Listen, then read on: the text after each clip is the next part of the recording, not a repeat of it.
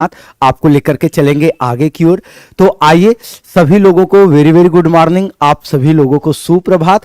आइए एक महत्वपूर्ण श्रृंखला में आपको लेकर के चलते हैं आगे की ओर और लेते हैं आज के सेशन का क्वेश्चन नंबर 1। देखेंगे क्या कह रहा है।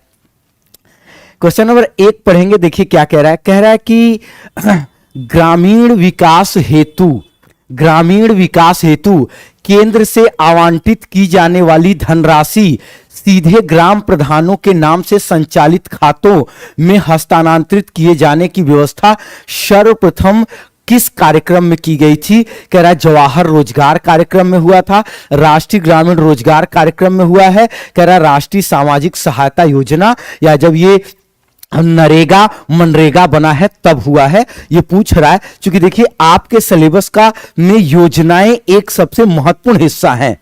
आपके सिलेबस में योजनाएं, हाँ चलिए, तो आपके सिलेबस में योजनाएं जो हैं ये सबसे महत्वपूर्ण अंग हिस्से के तौर पर हैं। तो इसलिए योजनाओं को, जो ट्रेडिशनल योजनाएं जो बार बार मतलब जो ट्रेडिशनल योजनाएं बार बार आपके लिए उपयोगी होती हैं, उन चीजों को आप एक पहले से अभ्यास करके आगे की ओर बढ़ें तो ये चीजें आपको और बेनिफिट्स देगा। तो देखिए दोस्त, ये एकदम सीधी सी एक लाइन में बात क्या कह रहा है। ये कह रहा है कि ऐसी कौन सी योजना है जो सीधे स्थानीय स्वशासन से जुड़ गई, जो ग्रामीणों के विकास, जो ग्रामीणों के साथ सीधे ग्राम प्रधान के खाते में धनराशि मुहैया करा करके विकास को बल दिया गया। तो इसको याद रखिएगा कि ये आपकी योजना कौन सी है। तो ये योजना है जवाहर रोजगार योजना। इसमें मतलब सबसे ज्यादा ध्यान दीजिएगा कि सबसे ज्यादा इसमें महत्व दिया गया था किसको। तो इसमें सबसे ज्यादा महत्व दिया गया था स्थानीय स्वशासन को। किसको महत्व दिया गया?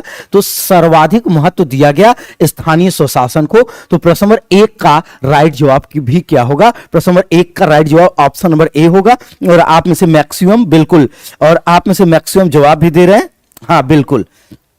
चलिए आइए नेक्स्ट क्वेश्चन नंबर 2 के क्रम पर आते हैं। कह रहा पर्यावरण सुरक्षा अधिनियम कब बना था? तो देखिए कह रहा 1950 ईस्वी में बना था, 1976 में, 1986 में, और ऑप्शन नंबर डी कह रहा है इनमें कि अभी तक नहीं बना है। तो याद रखिएगा इसी को हम लोग जानते हैं किसके नाम से? तो इसी को हम लोग जानते हैं पर्यावरण, इसी को हम लोग जानते हैं पर्यावरण संरक्षण अधिनियम के नाम से जानते हैं। और पर्यावरण संरक्षण अधिनियम की जब मैं आपसे बात करता हूं तो ये आपका ध्यान दीजिएगा, इसको बनाया है था कौन या पारित कौन किया था? तो आप याद रखना ये पर्यावरण संरक्षण अधिनियम में सबसे बड़ी भूमिका स्वयं गवर्नमेंट की थी। और ये 1986 ईस्वी में पारित हुआ था। और ये पारित होने का तात्कालिक कारण क्या था? तो याद रखिएगा भोपाल गैस त्रासदी। तात्कालिक कारण क्या था? भोपाल गैस त्रासदी। और ये कब हुआ था? तो इसको याद रखिएगा कि 2-3 दिसंबर 1984 ईस्वी, मतलब 1984। जस्ट 1 सेकेंड रुक जाएंगे। तो ये 1984 ईस्वी में हुआ था। और बताइए कौन सी गैस का रिसाव हुआ था? तो आप बताओगे कि मिथाइल आइसोसाइनेट नामक गैस का रिसाव हुआ था। ठीक है, तो इसे आपको याद रखना है। और आपने से मैक्सिमम ने जवाब भी दिया, बिल्कुल, और बहुत बिल्कुल मैक्सिमम का जवाब आ रहा है। चलिए कमेंट देखिए, ये बिल्कुल गलत बात है। आप सभी लोगों का एक सिरे से कमेंट जरूर आना चाहिए। हाँ, ये कमेंट निश्चित तौर पर कमेंट आना चाहिए। तो चलिए देखिए, कमेंट कर देंगे, चीजें आपके दिमाग में फीड होती चली जाएंगी, एक्सप्लेनेशन आपके दिमाग में बैठता चला जाएगा। तो याद रखिए इसका राइट जवाब क्या हो गया? तो इसका राइट जवाब हो गया आपका क्या? Option number C. ठीक है, आइए नेक्स्ट अगले क्वेश्चंस पर चलते हैं। चलिए अगले क्वेश्चंस पर चलते हैं और लेते हैं क्वेश्चन नंबर 3। कह रहा गांव में जल प्रदूषण का कौन सा स्रोत नहीं है? तो देखिए क्या कह रहा है। कह रहा भूमि कटाव से जल प्रदूषण गांव में नहीं होता है। कह रहा लाउड स्पीकर के द्वारा ध्वनि प्रदूषण वहां पर नहीं होता। कह रहा पशुओं के जलाशयों में नहाने से प्रदूषण नहीं होता। और कह रहा मानव अवशिष्ट एवं वहित मल द्वारा। तो देखिए गांवों में जल प्रदूषण के अगर हम लोग स्रोत की बात करते हैं तो इसको याद रखिएगा कि जो भूमि कटाव होता है, इससे मृदा और अन्य प्रकार के कूड़े कचरे बह करके जलाशयों तक चले जाते हैं। और जो एक बड़े कह सकते हैं एक बड़े प्रदूषण का कारण होता है, एक जल की एक बड़ी समस्या मानी जाती है। मानव अवशिष्ट एवं वहित मल, आप ध्यान दीजिए, जैसे गांव में आपने देखा होगा गंदी नालियां जाकर के तालाबों इत्यादि में ले जाकर के जोड़ दी जाती हैं और घर का पूरा गंदा पानी जो है वो जलाशयों में जाता है। तो इसका मतलब कि इससे भी होता है। कह रहा कि पशुओं के जलाशयों में नहाने से, आप जानते हैं पशुओं के जलाशयों में नहाने से उनके ऊपर जो बैक्टीरिया, विभिन्न प्रकार की जो गंदगियां, बीमारियां होती हैं वो जाकर के जलाशयों में घुल जाती हैं। इसका मतलब इसके भी माध्यम से होता है। कह रहा लाउड स्पीकर के द्वारा ध्वनि, तो याद रखिए कि लाउड स्पीकर के द्वारा ध्वनि जो होता है वो ज्यादा मात्रा में गांव में नहीं होता है, इसलिए ये होता है लेकिन इसकी मात्रा कम होती है। और चार के चारों ऑप्शन में सबसे कम जो था वो यही है, अतः स्रोत नहीं है। तो इस स्रोत नहीं है में आपका राइट जवाब होगा, प्रश्न नंबर 3 का राइट जवाब होगा ऑप्शन नंबर बी। बोलिए क्लियर हो गया? चलिए हाँ ठीक है, आइए आगे की ओर चलते हैं और लेते हैं नेक्स्ट क्वेश्चन नंबर 4। कह रहा भूमि प्रदूषण उत्पन्न होता है, आपको बताना है कि भूमि प्रदूषण किससे उत्पन्न होता है। भूमि प्रदूषण ये निम्नलिखित में से किससे उत्पन्न होता है। कह रहा फसलों में रासायनिक दवाओं के अनुचित प्रयोग एवं इनके अपघटित अवशेषों से। कह रहा उद्योग धंधों के ठोस तथा जलीय उपद्रवों के भूमि में निकासी से। और कह रहा कूड़ा करकट गंदगी मल मूत्र के अनियंत्रित विसर्जन से। और ऑप्शन नंबर डी कह रहा उपयुक्त सभी। तो देखिए भूमि प्रदूषण, या आप इसको एक शब्द और पुकार सकते हैं, इसी को आप लोग कहते हैं मृदा प्रदूषण। इसी को आप लोग और क्या कह सकते हैं? मृदा प्रदूषण। फसलों में रासायनिक दवाओं के अनुचित प्रयोग से। तो देखिए अगर आप अपनी फसल को बचाने के लिए ज्यादा मात्रा में अगर आप कीटनाशक दवाओं का इस्तेमाल करते हैं तो वो कीटनाशक दवाएं आपके मृदा को नकारात्मक रूप से प्रभावित करती हैं, अर्थात वो धीरे धीरे आपके मृदा की उर्वरकता को कम कर देती हैं, समाप्त कर देती हैं। इसका मतलब कि ये आपका कारण है। उद्योग धंधों के ठोस तथा जलीय उपद्रवों के भूमि में निकासी से। भाई अगर आप उद्योग धंधे कल कारखानों से निकलने वाला जो गंदा जल है जिसमें रासायनिक तत्व मिले हैं और विभिन्न प्रकार के कूड़े करकट हैं, तो ऐसे जल जब किसी मृदा में बह करके जाएंगे तो निश्चित तौर पर वो वहां प्रदूषण फैलाएंगे। कूड़ा करकट गंदगी मलमूत्र ये सब चीजें अगर कहीं मृदा में जा रही हैं तो निश्चित तौर पर वहां पर क्या होगा कि वो मृदा आपकी क्या हो जाएगी? दूषित हो जाएगी। इसका मतलब इसका राइट जवाब क्या है? इसका राइट जवाब है option number D. Is the right जवाब है ऑप्शन नंबर डी। क्लियर हुआ? चलिए आइए क्वेश्चन नंबर 5 पढ़ेंगे। देखिए क्वेश्चन नंबर 5 पढ़ेंगे और जवाब देंगे। क्वेश्चन नंबर 5 क्या कह रहा है? कह रहा है कि राष्ट्रीय, एक सेकेंड, ये देखिए यहां पे पढ़िएगा तो ये कह रहा है राष्ट्रीय एकता समिति, राष्ट्रीय एकता समिति का गठन कब हुआ? ठीक है, तो चलिए बताएंगे। कह रहा है कि क्या 1967 को हुआ है, 1977 को, 1987 में, और कह रहा है कि 1997 में हुआ है। आपको कमेंट करना और कमेंट करके आपको बताना है कि राष्ट्रीय एकता परिषद। चलिए बताएंगे और मैक्सिमम का कमेंट आना चाहिए, मैक्सिमम का कमेंट आना चाहिए और आपको बताना है कि राष्ट्रीय एकता परिषद समिति।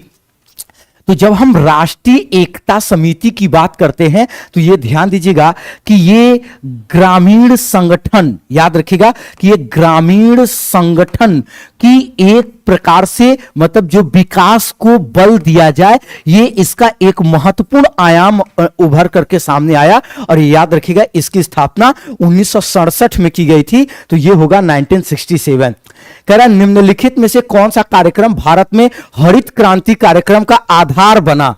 हरित क्रांति कार्यक्रम का आधार बना मतलब आपको बताना है कि जो 1966-67 में डॉक्टर एम.एस. स्वामीनाथन जी के नेतृत्व में जो भारत में हरित क्रांति आई थी, इस हरित क्रांति में उसका मूल आधार क्या बना है, इसी चीज से कोरिलेट करके आपसे प्रश्न पूछ रहा है। तो देखिए कह रहा सघन कृषि जनपद कार्यक्रम, कह रहा सघन कृषि क्षेत्र कार्यक्रम, कह रहा सीमांत कृषक एवं भूमिहीन कृषि श्रमिक कार्यक्रम, और ऑप्शन नंबर डी कह रहा ए व बी दोनों। तो देखिए सघन कृषि जनपद कार्यक्रम, जनपद के अधिकतम भूमि को कृषि योग्य भूमि में बदल करके बंजर भूमि, ऊसर भूमि को भी विभिन्न प्रकार के उर्वरकों और विभिन्न प्रकार के प्रयासों के सहायता से उसको क्या कर देना, उसको परिवर्तित कर देना, किसमें? कृषि योग्य भूमि में। तो ये तो निश्चित तौर पर बना था। और कह रहा सघन कृषि क्षेत्र कार्यक्रम, मतलब उसमें जो खाली इत्यादि चीजें थी उन चीजों को भी जोड़ा गया। कह रहा सीमांत कृषक एवं भूमिहीन श्रमिक। देखिए इसमें श्रमिकों के लिए हरित क्रांति मतलब कि नहीं आई थी। हरित क्रांति का उद्देश्य था उत्पादन को बढ़ावा देना, इसलिए आपका ए व बी दोनों सही है, सी आपका सही नहीं है। बोले क्लियर हुआ? तो ये इज द राइट जवाब क्या होगा? आपका राइट जवाब होगा ऑप्शन नंबर डी। आइए नेक्स्ट अगले क्रम पर चलते हैं, लेते हैं क्वेश्चन नंबर 7। देखेंगे क्या कह रहा है। कह रहा है निम्नलिखित में से ऐसा कौन सा कार्यक्रम है जिसके अन्य 5 अन्य संघटक कार्यक्रम थे? तो कह रहा है जवाहर रोजगार योजना, कह रहा है जवाहर ग्राम समृद्धि योजना, कह रहा है स्वर्ण जयंती ग्राम स्वराज योजना, और ऑप्शन नंबर डी कह रहा है एकीकृत ग्राम विकास कार्यक्रम। तो देखिए ये जो एकीकृत ग्राम विकास कार्यक्रम है ये एक प्रकार से क्या कहलाता है? तो ये एक प्रकार से कहलाता है आपका छाता विधान। किसके नाम से जाना जाता है? तो ये जाना जाता है छाता विधान के नाम से। और इस योजना को किया क्या गया? तो याद रखिएगा कि विभिन्न प्रकार के विकास वाली योजनाएं जो थी वो विभिन्न प्रकार के विकास वाली योजनाओं को एक साथ एकीकृत कर दिया गया, और एकीकृत करके सबका एक मूल उद्देश्य लक्ष्य रखा गया, और वो लक्ष्य था क्या?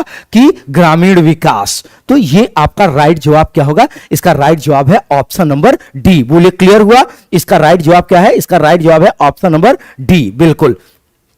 आइए नेक्स्ट अगले क्वेश्चंस पर चलते हैं और लेते हैं क्वेश्चन नंबर 8। कह रहा भारत में भूदान आंदोलन किसके द्वारा प्रारंभ किया गया था? तो चलिए भूदान आंदोलन का मतलब यही था कि भूमिहीनों को, याद रखे क्या था? भूमिहीनों को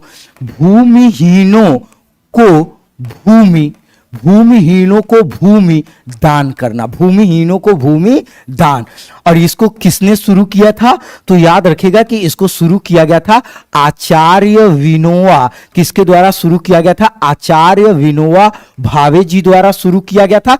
और दोस्त एक बात याद रखना, आचार्य विनोबा भावे जी द्वारा शुरू किया गया था, लेकिन इसमें यह भी पूछा जा सकता है कि कहां से? तो याद रखिएगा कि वर्तमान समय में एक राज्य है जिसका नाम है तेलंगाना, और तेलंगाना में एक गांव है जिसका नाम है पोचमपल्ली। क्या नाम है? पोचमपल्ली। और यहीं से भूदान आंदोलन आपका शुरू हुआ था। तो इसको याद रखिएगा, संत विनोबा भावे या आचार्य विनोबा भावे। प्रश्न नंबर 8 का राइट जवाब क्या होगा? ऑप्शन नंबर ए होगा।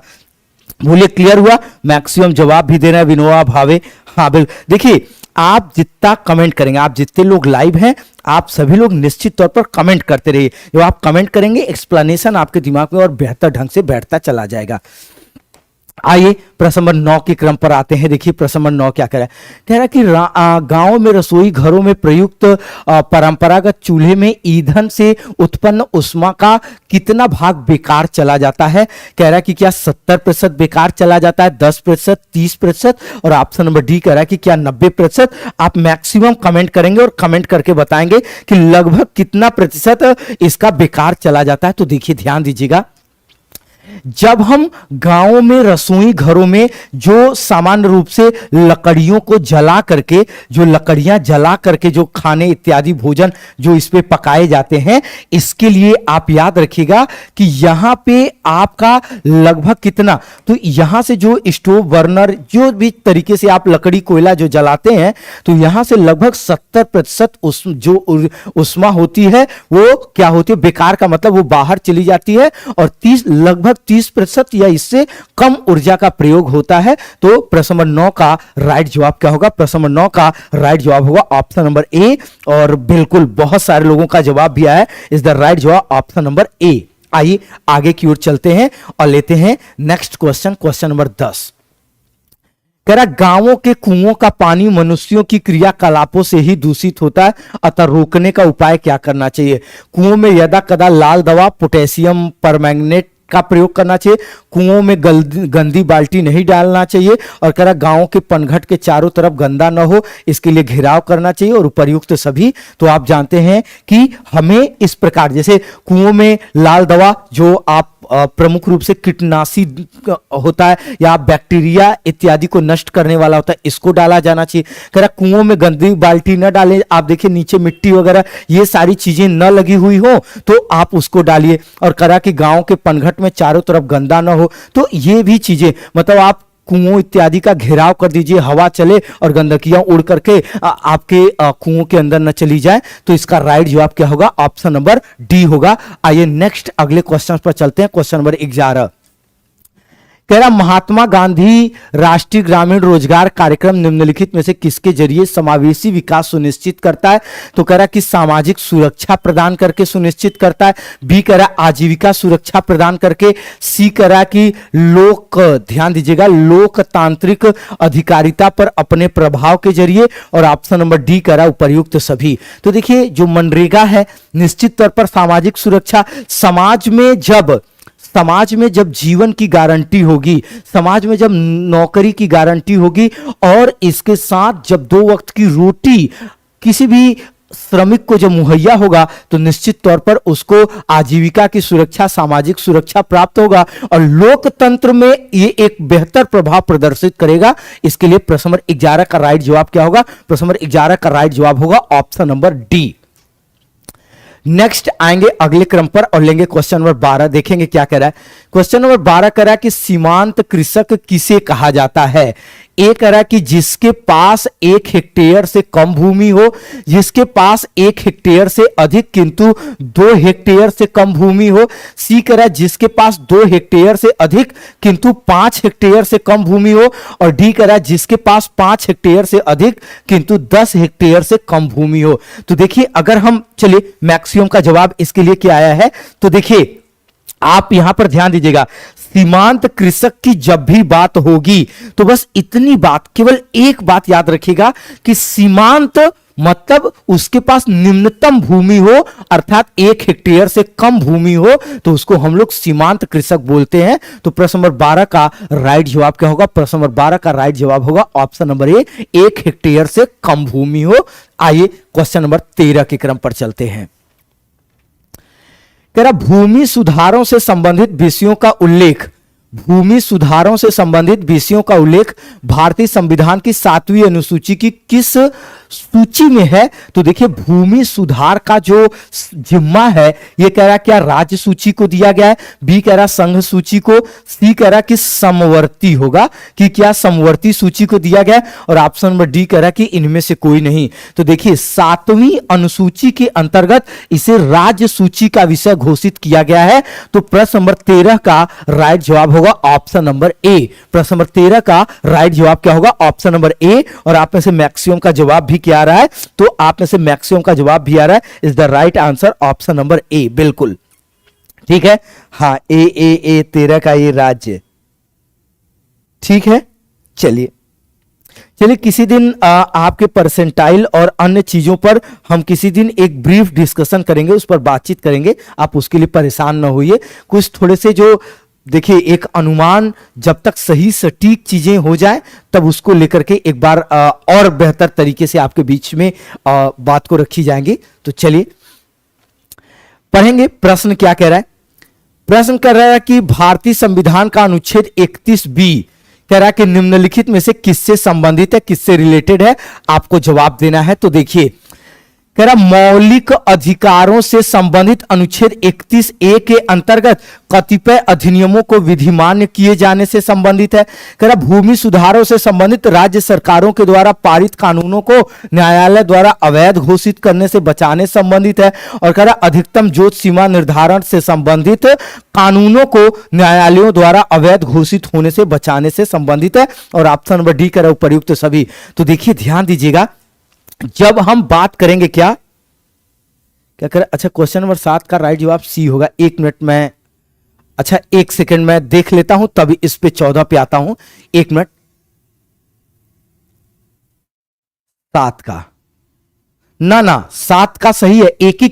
एकीकृत का मतलब होता है विभिन्न योजनाओं को एक साथ जोड़ देना। और देखिए क्या कह रहा है, कौन सा कार्यक्रम जिसके अन्य 5 संघटक कार्यक्रम थे, तो ये आपका डी सही है। यहां 7 का डी सही है, ठीक है।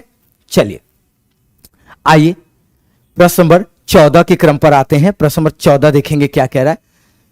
प्रश्न नंबर 14 की बात करते हैं। हाँ, तो देखिए यहां पर, तो आप इसको ध्यान दीजिएगा कि जो 31 बी है ये पूरी तरीके से किससे रिलेटेड है, तो ये पूरी तरीके से भूमि संरक्षण से संबंधित है। इसमें मूल अधिकारों समय अनुच्छेद 31(1)(1) अंतर्गत कतिपय अधिनियमों को विधिमान्य, मतलब हमें भूमि का अधिकार है, ये अधिकार को सुरक्षित किए जाने की बात की गई, ये भी बात सही है। भूमि सुधारों समय राज्य सरकारों द्वारा पारित कर न्यायालय द्वारा, अगर राज्य सरकार अवैध तरीके से अगर वो कर रही है तो इसको भी न्यायालय के द्वारा अनुमान किया जाता है, ये भी सही है। और सी कर अधिकतम जो सीमा निर्धारण से संबंधित कानूनों को न्यायालय द्वारा अवैध घोषित बचाने, ये भी है। इसका राइट जवाब क्या होगा? प्रश्न नंबर 14 का राइट जवाब होगा आपका ऑप्शन नंबर डी। आएंगे प्रश्न नंबर 15।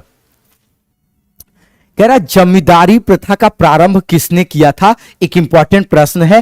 कह रहा कि क्या लॉर्ड मिंटो ने किया था, कह रहा कॉर्नवालिस ने किया था, कह रहा जॉन सोर ने किया था, और ऑप्शन नंबर डी कह रहा कि विलियम बेंटिंग ने किया था। चलिए आप में से मैक्सिमम का कमेंट आना चाहिए कि जमींदारी प्रथा किसने प्रारंभ किया था, और आप में से मैक्सिमम का जवाब आ भी रहा है। चलिए बिल्कुल,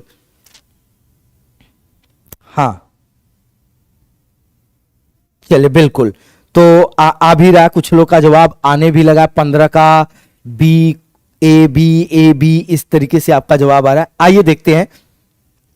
तो देखिए जमींदारी प्रथा का मतलब यह था कि कुछ गांव को मिलाकर के एक व्यक्ति जो भूमि का एक तरीके से मालिक होगा और उसके माध्यम से कृषि को बढ़ावा देकर के टैक्स इत्यादि वसूले जाएंगे, और वो उसकी राशि वह कहां, अंग्रेज मतलब जो ब्रिटिश जो थे उन तक वो पहुंचाने के लिए। तो ये प्रारंभ किया गया था कॉर्नवालिस के द्वारा। किसके द्वारा? तो ये कॉर्नवालिस के द्वारा प्रारंभ किया गया था। तो प्रश्न नंबर 15 का राइट जवाब क्या होगा? प्रश्न नंबर 15 का राइट जवाब है ऑप्शन नंबर बी। आइए नेक्स्ट आते हैं प्रश्न नंबर 16। क्या कह रहा है? कह रहा निम्नलिखित में से कौन सा चकबंदी का उद्देश्य नहीं है? तो देखिए चकबंदी का उद्देश्य नहीं है, आपको बताना है। प्रश्न नंबर 16 के लिए राइट जवाब तो कह रहा कि कृषि जोत का अपखंडन को रोकना, मतलब कृषि योग्य भूमि छोटे छोटे खंडों में न टूटे, कृषि योग्य भूमि छोटे छोटे खंडों में विभाजित न हो। तो ये तो सही बात है। कह रहा जोतों का उपविभाजन रोकना, भाई छोटे छोटे खंडों में बंटने से रोकना, इसका भी निष्कर्ष है। सी कह रहा बड़े पैमाने की कारपोरेट खेती को बढ़ावा देना। देखिए कारपोरेट खेती को बढ़ावा देना नहीं, बल्कि ग्रामीण विकास और ग्रामीण कृषि को बढ़ावा देना, इसका मतलब ये गलत है। कह रहा कृषकों को अलग अलग खेतों को एक स्थान पर एकत्रित करना, तो ये भी सही है। और हम लोगों को चाहिए था उद्देश्य नहीं है, और उद्देश्य नहीं है इज द राइट आंसर होगा। 16 का राइट जवाब होगा ऑप्शन नंबर सी। बोलिए क्लियर हो गया? इज द राइट जवाब क्या होगा? ऑप्शन नंबर सी होगा। आइए नेक्स्ट प्रश्न नंबर 17। कह रहा निम्नलिखित में से ग्रामीण सामाजिक विकास में सर्वाधिक योगदान किसका है? आपको बताना है कि इसमें निम्नलिखित में से सर्वाधिक योगदान किसका है। कह रहा भूमिहीन श्रमिकों को वेशी भूमि के पट्टे देना। कह रहा समाज के कमजोर वर्गों के पाल्यों को छात्रवृत्ति, मतलब कि पाल का मतलब यहां है कि बच्चों को। और संविधान के 73वें संशोधन से पंचायती राज संस्थाओं में 1/3 स्थानों में महिलाओं के लिए आरक्षण। और ऑप्शन नंबर डी कह रहा राष्ट्रीय सामाजिक सुरक्षा कार्यक्रम का क्रियान्वयन। देखिए प्रश्न पूछा है कि सामाजिक विकास में सर्वाधिक योगदान दिया, और इसका ध्यान दीजिएगा कि सबसे जो मजबूत पक्ष सामाजिक विकास का यह है कि समाज के सभी वर्गों, समाज के सभी जो वर्ग है उनको एक समान महत्व देना, और उनको एक समान महत्व देते हुए विकास की परियोजनाओं के साथ आगे की ओर जोड़ना, आगे की ओर बढ़ाना। और आप जानते हैं आपके समाज की लगभग आधी आबादी महिलाएं हैं।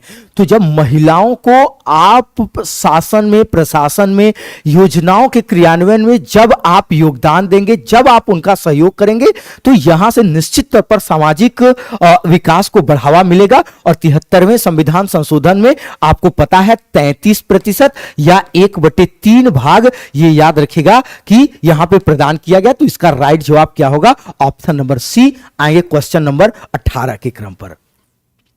चलिए क्वेश्चन नंबर 18 देखेंगे क्या कह रहा है। कह रहा एक विश्वा कितने के बराबर होता है? कह रहा 20 विश्वांशी के बराबर होता है।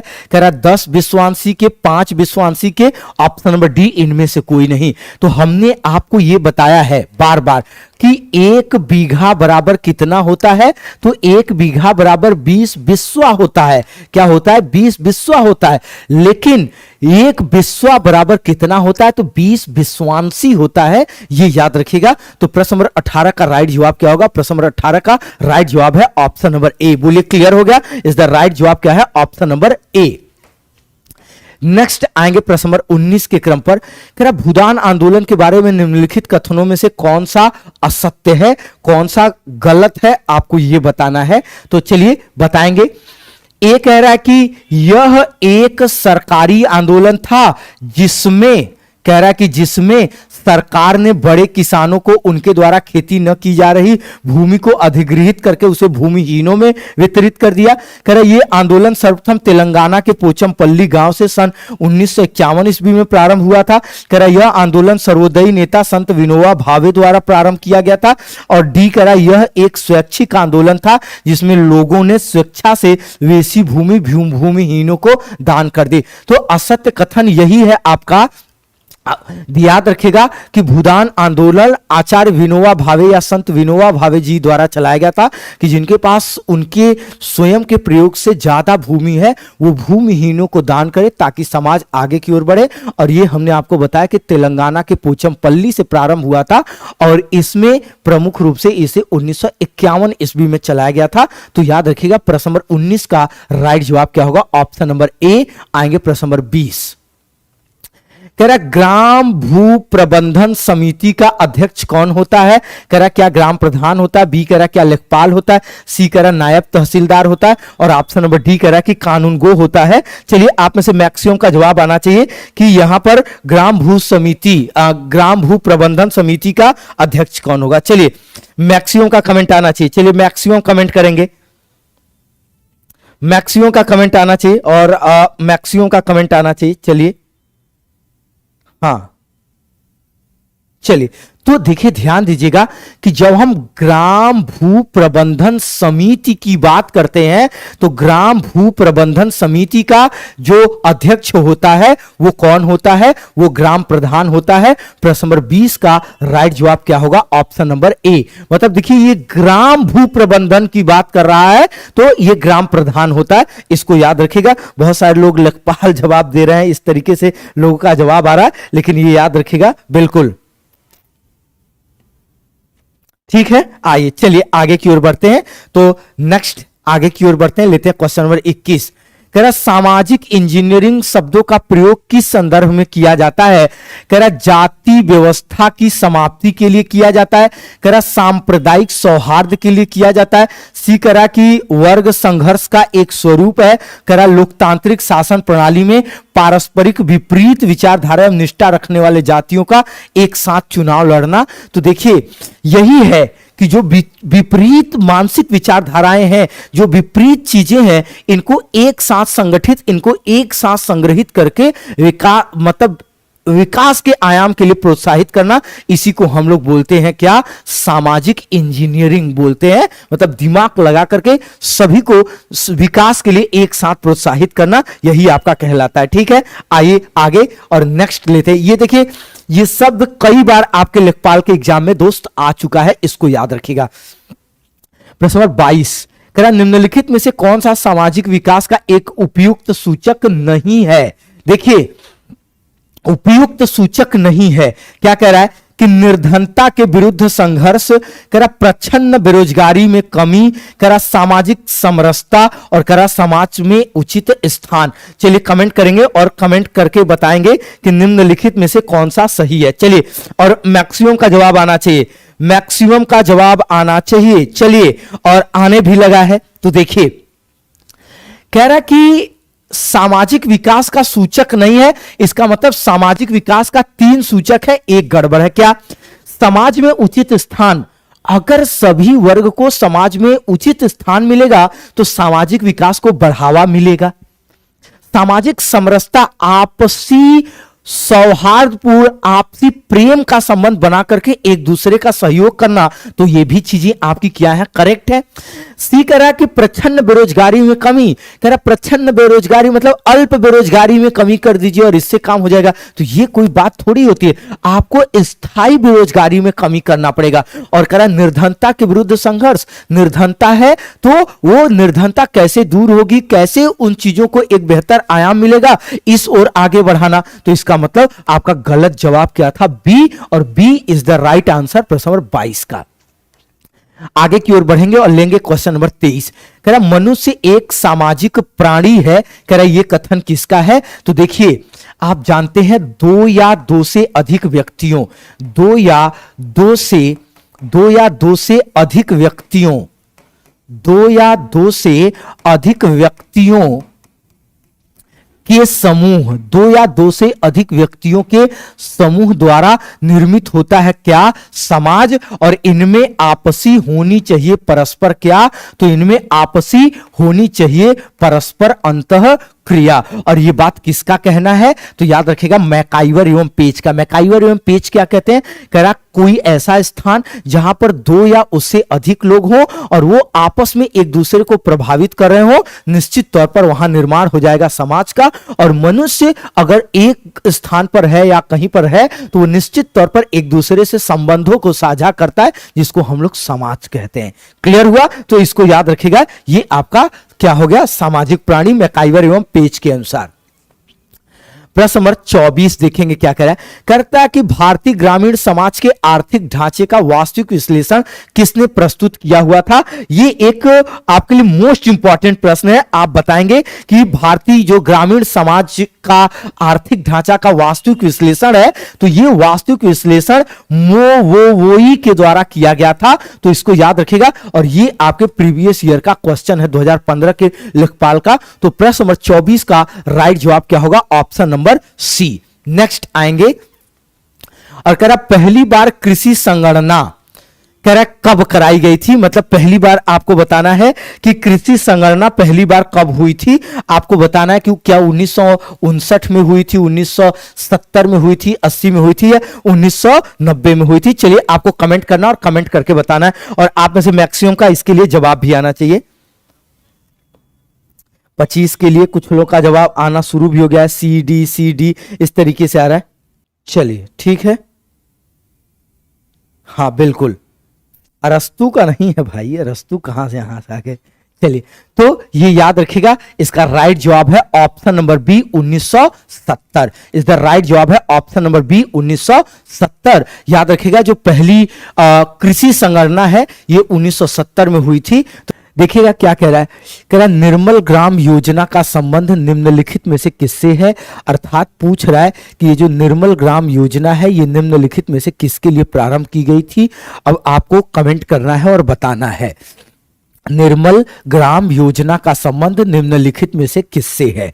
कह रहा विवाद रहित ग्राम से है, स्वच्छ पेयजल आपूर्ति से है, कह रहा मल मूत्र ठोस एवं अर्ध ठोस कचरे को स्वच्छ निस्तारण से है, और ऑप्शन नंबर डी कह रहा है कि इनमें से कोई नहीं। आपको कमेंट करना और कमेंट करके बताना है। ध्यान दीजिएगा ये भारत सरकार के द्वारा, चलिए मैक्सिमम का कमेंट भी आ रहा है, हाँ सभी लोगों को वेरी वेरी गुड मॉर्निंग। चलिए देखिएगा, ध्यान दीजिएगा, तो ये बात आपको ध्यान देना है कि ये जो निर्मल ग्राम योजना है ये प्रारंभ किया गया था ग्रामीण विकास स्वच्छता के रूप में। किसके रूप में, तो जो निर्मल ग्राम योजना है ये ध्यान दीजिएगा कि ये ग्रामीण स्वच्छता के अभियान के रूप में इसको प्रारंभ किया गया था। और इसका मूल ध्येय था, याद रखिएगा क्या, तो इसका मूल ध्येय था कि बीमारियों को दूर करना और इसके माध्यम से स्वच्छता को अपनाना। और आप में से मैक्सिमम का जवाब आने भी लगा है, और आप में से मैक्सिमम जवाब देने लगे हैं। कुछ लोगों का बी सी जवाब आ रहा है। तो देखिएगा दोस्त, ये आपका प्रारंभ किया गया था मलमूत्र ठोस एवं अर्ध ठोस कचरे के स्वच्छ निस्तारण से, मतलब जो पास पड़ोस परिवेश में कचरे इकट्ठा हो रहे हैं, इसके अलावा जो अन्य जीव जंतु जानवरों के मलमूत्र इत्यादि हैं, सीवेज और जो गंदी नालियां खुले में बह रही हैं, और इसके अलावा वो आसपास ही नालियां जाकर के अपने पूरे जल को बहा देती हैं। इन चीजों को सही तरीके से व्यवस्थित करके जो ग्रामीणों में बीमारियां थी स्वच्छता न होने की वजह से, गंदगियों की वजह से, उसको दूर करने का प्रयास किया गया था निर्मल ग्राम योजना। अब जैसे देखिए इसमें कंफ्यूजन क्या होता है, स्वच्छ पेयजल आपूर्ति, स्वच्छ वायु प्रदान करना, इस तरीके की चीजें यहां पर उलझाया जाता है, जो इससे रिलेटेड है, ऐसा मैं नहीं कह रहा हूं, लेकिन इसका मूल ध्येय क्या था कि मलमूत्र ठोस एवं अर्ध ठोस कचरे को हटा करके तब ये जो जल है, वायु है, इन सबको शुद्ध करना। तो ये याद रखिएगा कि इनके शुद्धिकरण से था, जलापूर्ति से नहीं था। तो इस द राइट जवाब क्या होगा, प्रश्न नंबर 1 का राइट जवाब होगा ऑप्शन नंबर सी। प्रश्न नंबर 2 के क्रम पर आएंगे। कह रहा भारत के किस कार्यक्रम को विश्व बैंक ने विश्व का सबसे बड़ा सार्वजनिक कार्यक्रम योजना जो है कि माना है? तो कह रहा काम के बदले अनाज योजना, कह रहा मनरेगा, कह रहा राष्ट्रीय ग्रामीण आजीविका मिशन, और कह रहा जवाहर रोजगार योजना। तो देखिए ध्यान दीजिएगा, अगर हम ये बात करें, जैसे यहां ऑप्शन नंबर ए कह रहा है कि काम के बदले अनाज योजना, तो काम के बदले अनाज योजना का संबंध अंत्योदय योजना से है। यह कहा गया कि जब मजदूर सरकारी जगहों पर कामकाज करते हैं और उसके बदले में उनको पैसा मिलता है, तो वो उस पैसे से जब बाजार में सामान खरीदने जाते हैं तो बिचौलियों के कारण वो सामान पर उनको अतिरिक्त देय होता है, जिससे गरीब गरीब ही रह जाते हैं। तो सरकार ने कहा कि जो मजदूर हैं, जो ऐसे गरीब लोग हैं जो कामकाज करते हैं, इनको काम के बदले अनाज दिया जाए। तो चूंकि इनका मुख्य लक्ष्य है पेट पालन करना, अपने परिवार की आजीविका को चलाना, तो क्यों ना अनाज दिया जाए, अनाज के माध्यम से सारी चीजें बेहतर हो जाएंगी। तो ये आपका काम के बदले अनाज योजना हो गई। मनरेगा, तो देखिए प्रश्न नंबर 2 का सीधा सा संबंध मनरेगा है। ये पूरे विश्व की सबसे बड़ी सार्वजनिक कार्य योजना माना गया है, ये ध्यान दीजिएगा, विश्व बैंक के द्वारा। और ये ध्यान दीजिएगा, मतलब ये पहली ऐसी योजना है जो रोजगार, याद रखिएगा, जो रोजगार की गारंटी देती है। और ये डीबीटी योजना से सीधा जुड़ा हुआ है, मतलब डायरेक्ट बेनिफिट ट्रांसफर, प्रत्यक्ष लाभ हस्तांतरण इसको बोला जाता है। क्या बोलते हैं आप इसको? आप बोलते हैं प्रत्यक्ष लाभ हस्तांतरण, प्रत्यक्ष लाभ हस्तांतरण इसको कहा जाता है। और ये प्रत्यक्ष लाभ हस्तांतरण जो है, ये मतलब सीधे श्रमिकों के, मजदूरों के खाते में पैसा चला जाता है और इस तरीके से वे अपने चीजों को करते हैं। और राष्ट्रीय ग्रामीण आजीविका मिशन है, तो इसको याद रखिएगा कि राष्ट्रीय ग्रामीण आजीविका मिशन यह प्रमुख रूप से जो ग्रामीण क्षेत्रों में रह रहे हैं, इनको आजीविका, इनको आय के स्रोत के रूप में विभिन्न प्रकार के कार्यों को प्रदान करने के लिए प्रारंभ किया गया। और यही इसका संबंध जवाहर रोजगार योजना से भी था।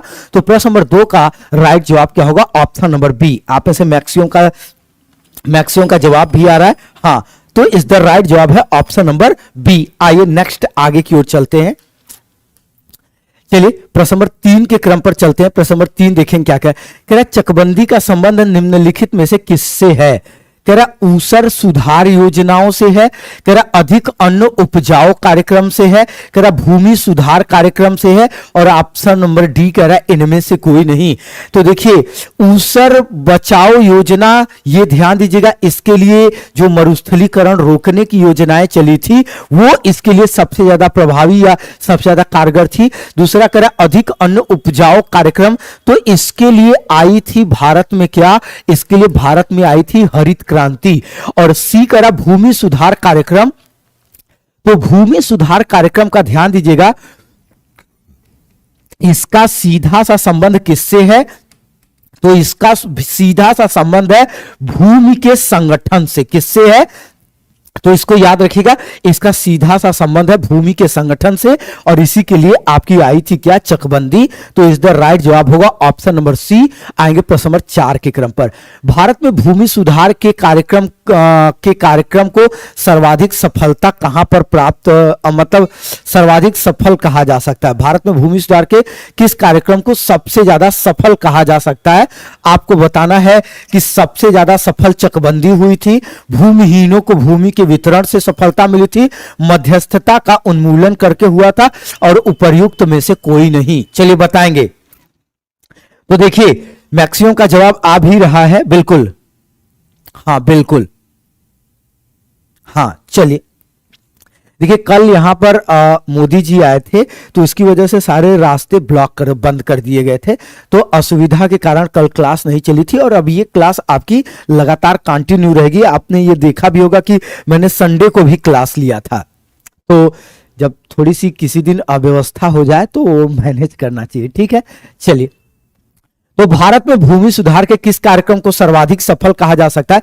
चकबंदी ये सफल था, लेकिन इससे भी ज्यादा हमको देखना होगा कि क्या कोई और सफल है। तो भूमिहीनों को भूमि का वितरण ये भी सफल था, लेकिन कह रहा मध्यस्थ तो जमींदारों का उन्मूलन सबसे ज्यादा प्रभावी जो था वो आपका कौन सा है? तो जमींदारों का उन्मूलन। इसमें ध्यान दीजिए, इसमें हुआ क्या, जमींदारी उन्मूलन से सबसे ज्यादा, क्योंकि देखिए मध्यस्थता का मतलब हो गया कि मजदूरों का, गरीबों का अनावश्यक जम करके शोषण हो रहा था। इनके श्रम के बदले में न तो इनको उचित पारितोषिक मिलता था, बल्कि इनका लगातार शोषण बढ़ता जा रहा था। तो सबसे पहला कार्यक्रम जो चलाया गया भारत में वो यही था, मध्यस्थताओं का उन्मूलन और साथ साथ जमींदारियों का उन्मूलन, जहां पे किसी एक व्यक्ति के पास पूरे गांव की जमीन होती थी। इन चीजों का उन्मूलन कर दिया गया। तो प्रश्न नंबर 4 का राइट जवाब क्या होगा? प्रश्न नंबर 4 का राइट जवाब होगा ऑप्शन नंबर सी। बोलिए क्लियर हो गया?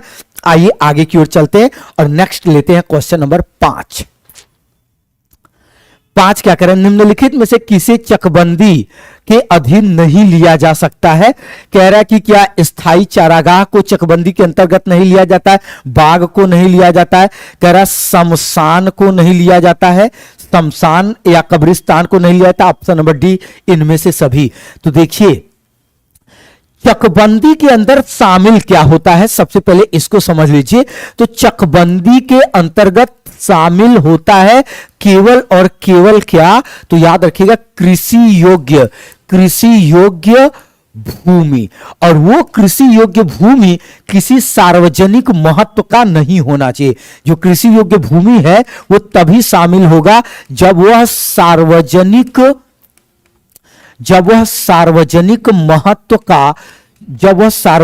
महत्व का नहीं होगा, तभी जाकर के आपका इसमें शामिल होगा। तो इसको याद रखिएगा। तो आपका राइट जवाब क्या होगा? ऑप्शन नंबर डी, ये सभी। मतलब इस प्रकार, जैसे देखिए आप स्थायी चारागाह, ये जो गांव के पशु हैं, पक्षी हैं, इनके लिए आवश्यक होता है। ये सार्वजनिक महत्व का। बाग ऑक्सीजन के साथ पर्यावरण को भी संरक्षित रखने और गांव के विभिन्न प्रकार की आवश्यकताओं की पूर्ति करते हैं। शमशान, कब्रिस्तान, इस तरीके की चीजें निश्चित तौर पर आवश्यक होती है। इसलिए इसका राइट जवाब क्या होगा? प्रश्न नंबर 5 का राइट जवाब होगा ऑप्शन नंबर डी। बोलिए क्लियर हो गया? आइए नेक्स्ट क्वेश्चन पर चलते हैं और लेते हैं प्रश्न नंबर 6। भारत में संपत्ति का अधिकार है, कह रहा मौलिक अधिकार है, सामाजिक अधिकार है, आर्थिक अधिकार है, विधिक अधिकार है। तो याद रखिएगा संपत्ति का अधिकार पहले, तो याद रखिएगा संपत्ति का अधिकार पहले रखा गया था किसमें? तो ये रखा गया था मौलिक अधिकार में। किसमें था? तो मूल अधिकार या मौलिक अधिकार में था। लेकिन संविधान में संशोधन करके ऐसा जो राष्ट्रहित, समाज हित, देश हित में होगा, इसके लिए आपके संपत्ति को अर्थात जो भूमि इत्यादि है इस पर सरकार के द्वारा कब्जा किया जा सकता है। इसलिए इसको बाद में, याद रखिएगा, इसलिए इसको बाद में कैसा अधिकार बना दिया गया? तो इसको बाद में विधिक अधिकार बना दिया गया। तो बोलिए प्रश्न नंबर 6 का राइट जवाब क्या होगा? तो आप बोलेंगे प्रश्न नंबर 6 का राइट जवाब है ऑप्शन नंबर डी। आएंगे क्वेश्चन नंबर 7 में। निम्नलिखित में से कौन सी भू क्षेत्रफल मापन की अंतरराष्ट्रीय स्तरीय इकाई है? कह रहा बीघा है, हेक्टेयर है, एकड़ है और कह रहा कि किला है। आपको बताना है कि निम्नलिखित में से कौन सा। चलिए, और आप इसे मैक्सिमम का जवाब भी आना चाहिए भाई, ये तो गलत बात है ना।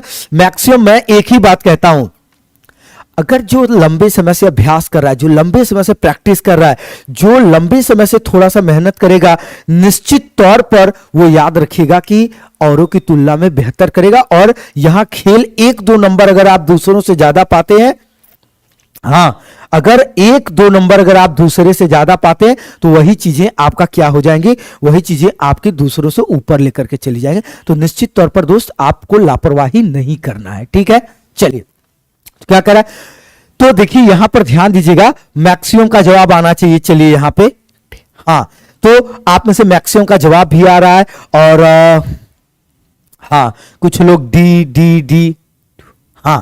तो देखिए याद रखिएगा कि जो आप देखिए, अगर आप भारत की बात करें तो यहां बीघा, हेक्टेयर, एकड़, किला, ये सारी चीजें चल रहा है, लेकिन बात आपसे अंतर्राष्ट्रीय स्तर पर की गई है और अंतर्राष्ट्रीय स्तर पर जो सबसे ज्यादा सर्वाधिक प्रचलित है वो क्या है? हेक्टेयर है। चलिए, तो बोलिए इसका राइट जवाब क्या होगा? तो आप बोलेंगे इसका राइट जवाब है ऑप्शन नंबर बी, हेक्टेयर। ये सबसे ज्यादा जो फेमस है वो क्या है? हेक्टेयर। आइए प्रश्न नंबर 8 के क्रम पर चलते हैं। कह रहा कि निम्नलिखित में से कौन सा भूमि सुधार भारत में सबसे पहले प्रारंभ किया गया था?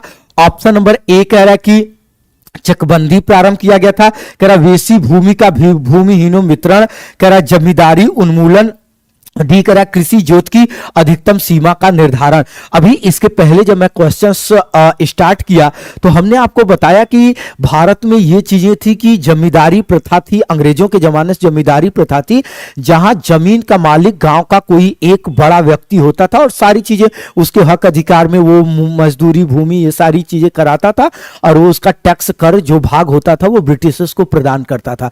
तो सबसे पहले ये जो शोषणकारी नीति थी इसको समाप्त करने का प्रयास किया गया था। मतलब सभी में सबसे पहले कौन सा क्रियाकलाप किया गया? तो याद रखिएगा सबसे पहले आपका आया जमींदारी उन्मूलन। तो याद रखिएगा प्रश्न नंबर आपके 8 का राइट जवाब क्या होगा? Option number C. बोले क्लियर हुआ?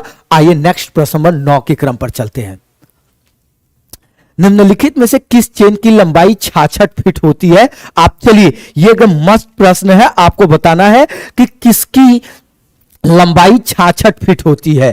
कह रहा कि निम्नलिखित में से किस चेन की लंबाई, और चेन को जरीब आप बोला जाता है। याद रखिएगा चेन को हम लोग किसके नाम से जानते हैं? जरीब। कह रहा 66 फीट होता है। इंजीनियर चेन का होता है, रेवेन्यू चेन का होता है, गंटरी चेन का होता है या मीटर चेन का होता है? तो देखिए जरीब 2 प्रकार के होते हैं। एक आपका शाहजहानी होता है। कौन सा?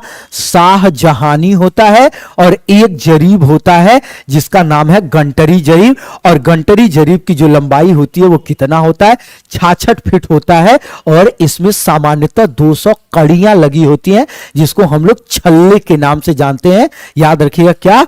छल्ले के नाम से जानते हैं। तो प्रश्न नंबर 9 का राइट जवाब क्या होगा? Option number C, Gunter chain. आइए प्रश्न नंबर 10 के क्रम पर आएंगे। कह रहे एक शाहजहानी जरीब की लंबाई कितनी होती है?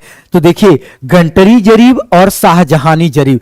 तो अगर हम आपको गंटरी जरीब की बात करते हैं अगर, तो आप जानते हैं 132 फीट कितनी होती है? तो इसको याद रखिएगा कि A132 आपका फिट होता है। लेकिन आपसे पूछ रहा शाहजहानी जरीब की लंबाई, तो याद रखिएगा शाहजहानी जरीब की लंबाई कितनी? 165 फुट याद रखिएगा इसकी लंबाई होती थी। और 2 के दोनों में 200 कड़ियां, मतलब 2 के दोनों में 200 कड़ियां ही होती थी। इसको भी आपको याद रखना है। तो बोलिए प्रश्न नंबर 10 का राइट जवाब क्या होगा? प्रश्न नंबर 10 का राइट जवाब होगा ऑप्शन नंबर सी, प्रश्न नंबर 11। 2011 की भारत की जनगणना के लिए निम्नलिखित में से कौन सा आदर्श वाक्य उपयोग किया गया था? कह रहा our future our country, our country our census, कह रहा people of India our census, कह रहा आवर सेंसस आवर फ्यूचर। तो हिंदी में कहा गया था क्या? हमारी जनगणना। क्या कहा गया? हमारी जनगणना हमारी जनगणना हमारा, हमारी जनगणना हमारा भविष्य, हमारी जनगणना हमारा भविष्य, ये रखा गया था थीम, या आप कह सकते हैं ये रखा गया था नारा, आवर सेंसस आवर फ्यूचर, हमारी जनगणना हमारा भविष्य। तो याद रखिएगा प्रश्न नंबर 11 का राइट जवाब क्या होगा, ऑप्शन नंबर डी। आइए नेक्स्ट आगे की ओर चलते हैं, प्रश्न नंबर 12। उत्तर प्रदेश का सबसे पुराना संग्रहालय कौन सा है, आपको कमेंट करना बताना है। कह रहा राजकीय संग्रहालय लखनऊ है, कह रहा राजकीय संग्रहालय मथुरा है, कह रहा राजकीय संग्रहालय झांसी है, और कह रहा स्वतंत्रता संग्राम संग्रहालय मेरठ है। आपको कमेंट करना है। चलिए इस एक क्वेश्चन के लिए मैं मैक्सिमम का कमेंट लेना चाहूंगा। हाँ, और आप में से मैक्सिमम का जवाब आ भी रहा है। चलिए बहुत सारे लोग का जवाब आ भी रहा है, डी डी डी डी। अच्छा, प्रश्न नंबर 12 के लिए डी आने लगा जवाब, मैक्सिमम का जवाब डी आने लगा है। चलिए और लोग कमेंट, देखिए एक ही बात मैं कहता हूं, सभी लोग कमेंट जरूर किया करिए, कमेंट करेंगे चीजें दिमाग में फीड रहेंगी, ये बात याद रखिएगा। चलिए बी सी डी मैक्सिमम का जवाब आ रहा है। आइए देखते हैं इसका राइट जवाब क्या होगा। तो यहां याद रखिएगा कि उत्तर प्रदेश के अगर हम सबसे पुराने संग्रहालय की बात करते हैं तो उत्तर प्रदेश का जो सबसे पुराना संग्रहालय है वो राजकीय संग्रहालय लखनऊ है। तो इसका राइट जवाब क्या होगा, इसका राइट जवाब बिल्कुल, तो 12 का बहुत सारे लोग डी बता रहे हैं, लेकिन 12 का डी नहीं होगा, इस द राइट आंसर होगा 12 का राइट जवाब होगा ऑप्शन नंबर ए, राजकीय संग्रहालय लखनऊ। चलिए प्रश्न नंबर 13 के क्रम पर आएंगे, देखेंगे प्रश्न नंबर 13 क्या कह रहा है। कह रहा है वीवी गिरी राष्ट्रीय श्रम संस्थान कहां पर है, और आप में से मैक्सिमम, चलिए आप मैक्सिमम का कमेंट आना चाहिए, वीवी गिरी आपका कहां पर है। चलिए मैक्सिमम का जवाब आना चाहिए। चलिए वीवी गिरी श्रम संस्थान कहां पर है, और जवाब आने भी लगा है, बहुत सारे लोग का जवाब आ भी रहा है, और सी डी। चलिए कुछ लोग का जवाब सी आ रहा है, डी आ रहा है। देखिए ध्यान दीजिएगा, जो हम वीवी गिरी राष्ट्रीय श्रम संस्थान की बात करते हैं तो ये आपका कहां पर है, तो ये है आपके उत्तर प्रदेश के नोएडा में। और याद रखिएगा श्रम से संबंधित यह विभिन्न प्रकार के जो नीतियां हैं, नियम है, इस पर विचार भी करता है, और इसके अलावा ये इनको रोजगार प्रोवाइड कराने के विभिन्न प्रकार के अवसर मुहैया कराने पर यह काम करता है। तो इस 13 का राइट जवाब होगा ऑप्शन नंबर ए। आएंगे क्वेश्चन नंबर 14 पर। क्या कर, राज्यों में राजकीय बौद्ध संग्रहालय की संख्या कितनी है, चलिए आपको कमेंट करना, और कमेंट करके आप मैक्सिमम को बताना है कि प्रदेश में। चलिए तो कुछ लोग का जवाब 1 2 3 4, तो याद रखिएगा कि राज्य में राजकीय बौद्ध संग्रहालय की कुल संख्या कितनी है, तो इस द राइट जवाब ऑप्शन नंबर सी होगा कि कुल इनकी संख्या है 3। आइए प्रश्न नंबर 15 के क्रम पर आते हैं। कह रहा मोतीलाल नेहरू बाल संग्रहालय कहां पर स्थित है, कह रहा प्रयागराज में स्थित है, वाराणसी में स्थित है, कानपुर में स्थित है, और ऑप्शन नंबर डी कह रहा है कि क्या ये लखनऊ में स्थित है। आप मैक्सिमम कमेंट करेंगे और कमेंट करके बताएंगे। चलिए आप में से मैक्सिमम का कमेंट आना चाहिए, और कुछ लोग का जवाब आने भी लगा है। चलिए सी डी, और याद रखिएगा इसका राइट जवाब है ऑप्शन नंबर डी, लखनऊ। क्या मोतीलाल नेहरू जो बाल संग्रहालय है ये आपको याद रखना है कहां पर है, तो ये आपके लखनऊ में स्थित है। आइए प्रश्न नंबर 16 के क्रम पर आते हैं। कह रहा दीनदयाल हस्तकला संकुल, दीनदयाल हस्तकला संकुल व्यापार सुविधा केंद्र कहां पर स्थित है, तो कह रहा आगरा में, कह रहा वाराणसी में, सी कह रहा कानपुर में, और ऑप्शन नंबर डी कह रहा गोरखपुर में। तो देखिए एक बात याद रखिएगा, क्या कि जो हस्तकला संकुल व्यापार, तो हाथ से बने खिलौने, इसको क्या याद रखेगा कि हाथ से बने खिलौने उत्तर प्रदेश में कहां के प्रसिद्ध हैं, तो याद रखेगा कि हाथ से बने खिलौने, और वो भी विशेषता कहां के, किस चीजों के, तो याद रखेगा विशेषता लकड़ी के। तो ये आपके फेमस है कहां, तो याद रखेगा ये आपका फेमस है वाराणसी। तो इसको याद रखेगा। प्रश्न नंबर 16 का राइट जवाब क्या होगा, प्रश्न नंबर 16 का राइट जवाब होगा ऑप्शन नंबर बी, वाराणसी। बोलिए क्लियर हो गया। आइए चलिए ठीक है, तो आइए नेक्स्ट आगे की ओर चलते हैं और लेते हैं क्वेश्चन नंबर 17।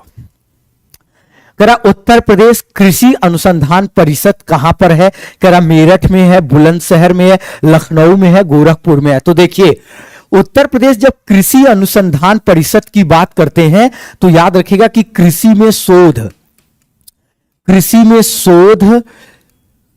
कृषि में नवीनता, कृषि में मतलब नवीकरण और नए उपकरण का विकास, नए उपकरण का विकास, ये सारी चीजें आपका मुख्य रूप से क्या, ये कृषि अनुसंधान परिषद का हिस्सा है। और ये कहां पर मौजूद है, तो इसको भी याद रखिएगा कि ये आपके लखनऊ में स्थित है। आइए प्रश्न नंबर 18 के केंद्रीय औषधि एवं सुगंधित पौध संस्थान कहां पर है, आप चलिए बताएंगे। मैक्सिमम का जवाब प्रश्न नंबर 18 के लिए आना चाहिए, तो चलिए मैक्सिमम का जवाब आना चाहिए बिल्कुल। और आप में से मैक्सिमम का जवाब आ भी रहा है। और कुछ लोग बता रहे हैं चित्रकूट में, लेकिन ध्यान दीजिए क्या कह रहा है, चित्रकूट में, सहारनपुर में, कानपुर में और लखनऊ में। तो केंद्रीय औषधि एवं सुगंधित पौध संस्थान कहां पर है, तो ये है आपके लखनऊ में। लेकिन ये बात ध्यान दीजिएगा कि अगर औषधीय जिला, अगर आपसे यह प्रश्न कहता है कि औषधीय जिला किसको माना गया है, औषधीय जिला या जड़ी बूटी जिला, एक बात और याद रखिएगा, या तो आपसे कहे कि जड़ी बूटी जिला, तो याद रखिएगा औषधि जिला या जड़ी बूटी जिला की जब बात होती है तो ये आपका कहा गया है झांसी को। याद रखिएगा किसको, झांसी को। इसलिए आप एक चीज और, जैसे अगर कहा जाए आयुर्वेद महोत्सव का कहां पर आयोजन होता है, किसका, आयुर्वेद महोत्सव, तो ये भी आपको याद रखना है कि ये महोत्सव भी आपका आयोजित किया जाता है कहां, तो ये महोत्सव भी आपका आयोजित किया जाता है झांसी। प्रश्न नंबर 18 का राइट जवाब क्या होगा, ऑप्शन नंबर डी। प्रश्न नंबर 19, आलू अनुसंधान केंद्र कहां पर स्थित है, आपको बताना है कि ये फर्रुखाबाद में स्थित है, बी कह रहा मेरठ में स्थित है, सी कह रहा कानपुर में, और ऑप्शन नंबर डी कह रहा कि प्रयागराज में। चलिए मैक्सिमम कमेंट करेंगे और कमेंट करके बताएंगे कि आलू अनुसंधान केंद्र ये प्रमुख रूप से कहां पर स्थित है। चलिए आलू अनुसंधान केंद्र, तो देखिए याद रखिएगा कि भारत में आलू अनुसंधान केंद्र मेरठ में है। और अगर हम आलू की बात करते हैं तो हरित क्रांति में इसको कौन सी क्रांति बोला जाता है, तो इसको याद रखिएगा कि इसमें बोला जाता है गोल क्रांति। मतलब गोल क्रांति का संबंध आलू उत्पादन में वृद्धि से है, और ये आपका कहां पर मौजूद है, तो आप मैक्सिमम का जवाब आना चाहिए कि मेरठ में स्थित है। बोले क्लियर हुआ। आइए प्रश्न नंबर 20 के क्रम पर चलते हैं। देखिए प्रश्न नंबर 20 क्या कह रहा है, भारतीय शाक भाजी शोध अनुसंधान संस्थान कहां पर है, ए कह रहा मुंबई में, बी कह रहा जबलपुर में, वाराणसी में, डी मऊ में। तो देखिए शाक भाजी शोध संस्थान की बात करते हैं तो याद रखिएगा कि सब्जियों में, सब्जियों पर रिसर्च भारत में, सब्जियों पर रिसर्च भारत में सर्वाधिक कहां पर होता है, तो याद रखिएगा कि ये सर्वाधिक आपका होता है कहां, तो इसको याद रखिएगा कि वाराणसी में ये आपका भारतीय शाक भाजी शोध अनुसंधान संस्थान, या इसी का नाम है केंद्रीय शाक भाजी शोध अनुसंधान संस्थान। तो इसको याद रखिएगा, इसका राइट जवाब होगा option number C, Varanasi. Next आएंगे प्रश्न नंबर 21 के क्रम पर, कह रहा भारतीय दलहन शोध संस्थान कहां पर है। चलिए बताएंगे कि लखनऊ में है, प्रयागराज, कानपुर और आगरा में। आपको बताना है कि भारतीय दलहन अनुसंधान संस्थान कहां पर है, और आप में से मैक्सिमम का जवाब आना चाहिए। और आप में से बहुत सारे लोग का जवाब आ भी रहा है, कुछ लोग ए बी सी बता रहे हैं, लेकिन ध्यान दीजिएगा भारत में दलहन अनुसंधान संस्थान कहां पर है, कानपुर। अब देखिए जब बात दलहन शोध संस्थान की आई है तो एक बात और याद रखिएगा कि जब हम दलहन शोध संस्थान की बात करते हैं तो उत्तर प्रदेश में जो दलहन उत्पादन है इसमें सबसे प्रमुख स्थान कौन रखता है, तो इसमें सबसे प्रमुख स्थान रखता है अरहर। और अगर जब हम अरहर की बात करते हैं तो इससे जोड़ करके एक बात और याद रखिएगा कि अरहर की बुआई जो की जाती है वो किस में की जाती है, खरीफ में की जाती है, और इसकी कटाई जो होती है वो रबी में होती है। लेकिन अगर आपसे ये पूछे कि अरहर किस का फसल है तो याद रखिएगा अरहर खरीफ का फसल माना जाता है। प्रश्न नंबर 21 का राइट जवाब क्या होगा, ऑप्शन नंबर सी। बोलिए क्लियर हो गया। आइए प्रश्न नंबर 22, उत्तर प्रदेश में अधिकतम क्षेत्रफल वाला जिला कौन सा है? कह रहा है कि क्या सोनभद्र है, लखीमपुर खीरी है, कह रहा सीतापुर है या हरदोई है। तो देखिए अधिकतम क्षेत्रफल की जब बात आया है तो इसको एक चीजों से और पूछा जा सकता है कि सबसे बड़ा जिला क्या पूछा जा सकता है? यह कहा जा सकता है कि सबसे बड़ा जिला, और जब सबसे बड़े जिले की बात आएगी तो इसको याद रखिएगा कि आपका होगा लखीमपुर खीरी। तो प्रश्न नंबर 22 का राइट जवाब क्या होगा? Option number B. बोले क्लियर हो गया? आइए नेक्स्ट प्रश्न नंबर 23 के क्रम पर चलते हैं। देखेंगे करा 2011 के अनुसार प्रदेश में पुरुष साक्षरता दर कितना है? चलिए बताएंगे, ये एक इंपॉर्टेंट प्रश्न है, आपको बताना पुरुष साक्षरता दर। अब देखिए आप जानते हैं आपके इस ग्रामीण विकास में कुछ चीजें यूपी की जो ग्रामीण अवसंरचना से जुड़ी हैं, इसके अलावा जनसंख्या नगरीकरण योजनाएं, तो इन चीजों को मिक्स करके एक बेहतर श्रृंखला बनाने का प्रयास किया है। तो चलिए बताएंगे, और आप में से मैक्सिमम का जवाब आना चाहिए। देखते हैं इसके लिए मैक्सिमम का जवाब क्या आ रहा है, और आना शुरू हो गया है। बहुत सारे लोगों का जवाब बी आ रहा है, सी आ रहा है, डी आ रहा है। चलिए अच्छा मिक्स जवाब आ रहा है, मैक्सिमम का मिक्स जवाब आ रहा है। 23 का बी। अच्छा बहुत सारे लोगों का जवाब बी भी आया है, और ध्यान दीजिएगा इसका राइट जवाब भी है ऑप्शन नंबर बी के अनुसार प्रदेश में केवल पुरुष साक्षरता पूछा है, यह बात याद रखिएगा। तो इसका राइट जवाब क्या होगा? Option number B 77.3%। आएंगे नेक्स्ट। जनगणना 2001 के अनुसार, ये ध्यान दीजिएगा, कह रहा कि जनगणना 2001 के अनुसार निम्नलिखित में से सबसे ज्यादा साक्षर। अब ये देखिए 2015 में 2001 वाला जनगणना का पूछ लिया, और पूछ रहा है कि सबसे ज्यादा साक्षर। तो आप में से मैक्सिमम का जवाब अब क्या होगा? चलिए मैक्सिमम जवाब करिए। तो बहुत सारे लोग का जवाब आ रहा है, देखिए पूछ रहा बौद्ध, ईसाई, जैन और सिख। तो याद रखिएगा कि सबसे ज्यादा साक्षरता 2001 के अनुसार दर्ज की गई थी, किसकी? तो जैन की। आइए नेक्स्ट आते हैं प्रश्न नंबर 25। प्रश्न नंबर 25 करा 2011 के अनुसार राज्य में शिशु लिंगानुपात कितना है? ये इंपॉर्टेंट प्रश्न है, आपको बताना है शिशु लिंगानुपात के बारे में। तो कह रहा 914 महिला मतलब बालिका प्रति बालक है, या 902 है, 927 है, 940 है। तो याद रखिएगा कि ये 2011 के अनुसार राज्य में शिशु लिंगानुपात जो है वो 902 प्रति फीमेल किस पर है? प्रति आपके 1000 मेल पर है। ठीक है, इसको याद रखिएगा। चलिए आगे की ओर बढ़ते हैं और नेक्स्ट लेते हैं प्रश्न नंबर 26। कह रहा 2011 के अनुसार राज्य में महिला आबादी कुल आबादी का लगभग कितना प्रतिशत है? कह रहा 48% है, 50, 45, 51। तो याद रखिएगा कि 2011 के जनगणना के अनुसार जो राज्य में महिला आबादी है वो हमारी कुल आबादी का कितना प्रतिशत है? तो कुल आबादी का 48% है। प्रश्न नंबर 26 का राइट जवाब होगा ऑप्शन नंबर ए। प्रश्न नंबर 27 कह रहा निम्नलिखित में से कौन सा सुमेलित नहीं है? कह रहा बिरजू महाराज का संबंध कथक से नहीं है, बिस्मिल्लाह खां का शहनाई से नहीं है, जाकिर हुसैन का हारमोनियम से नहीं है, और कह अमजद अली खान का ये कह रहा सरोद से नहीं है। तो याद रखिएगा कि इन सभी में आपका जो गलत ऑप्शन है वो है ऑप्शन नंबर सी, बाकी आपके सही है। तो प्रश्न नंबर 27 का राइट जवाब है ऑप्शन नंबर सी। आएंगे प्रश्न नंबर 28। कह रहा संगीत शिक्षा हेतु उत्तर प्रदेश का प्रथम संगीत महाविद्यालय कौन सा है?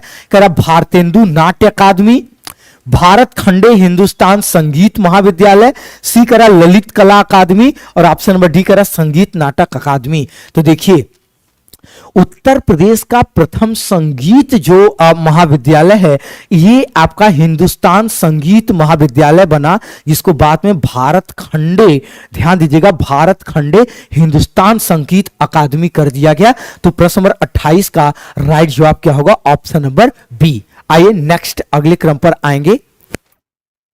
कह रहा तानसेन का मकबरा कहां पर है?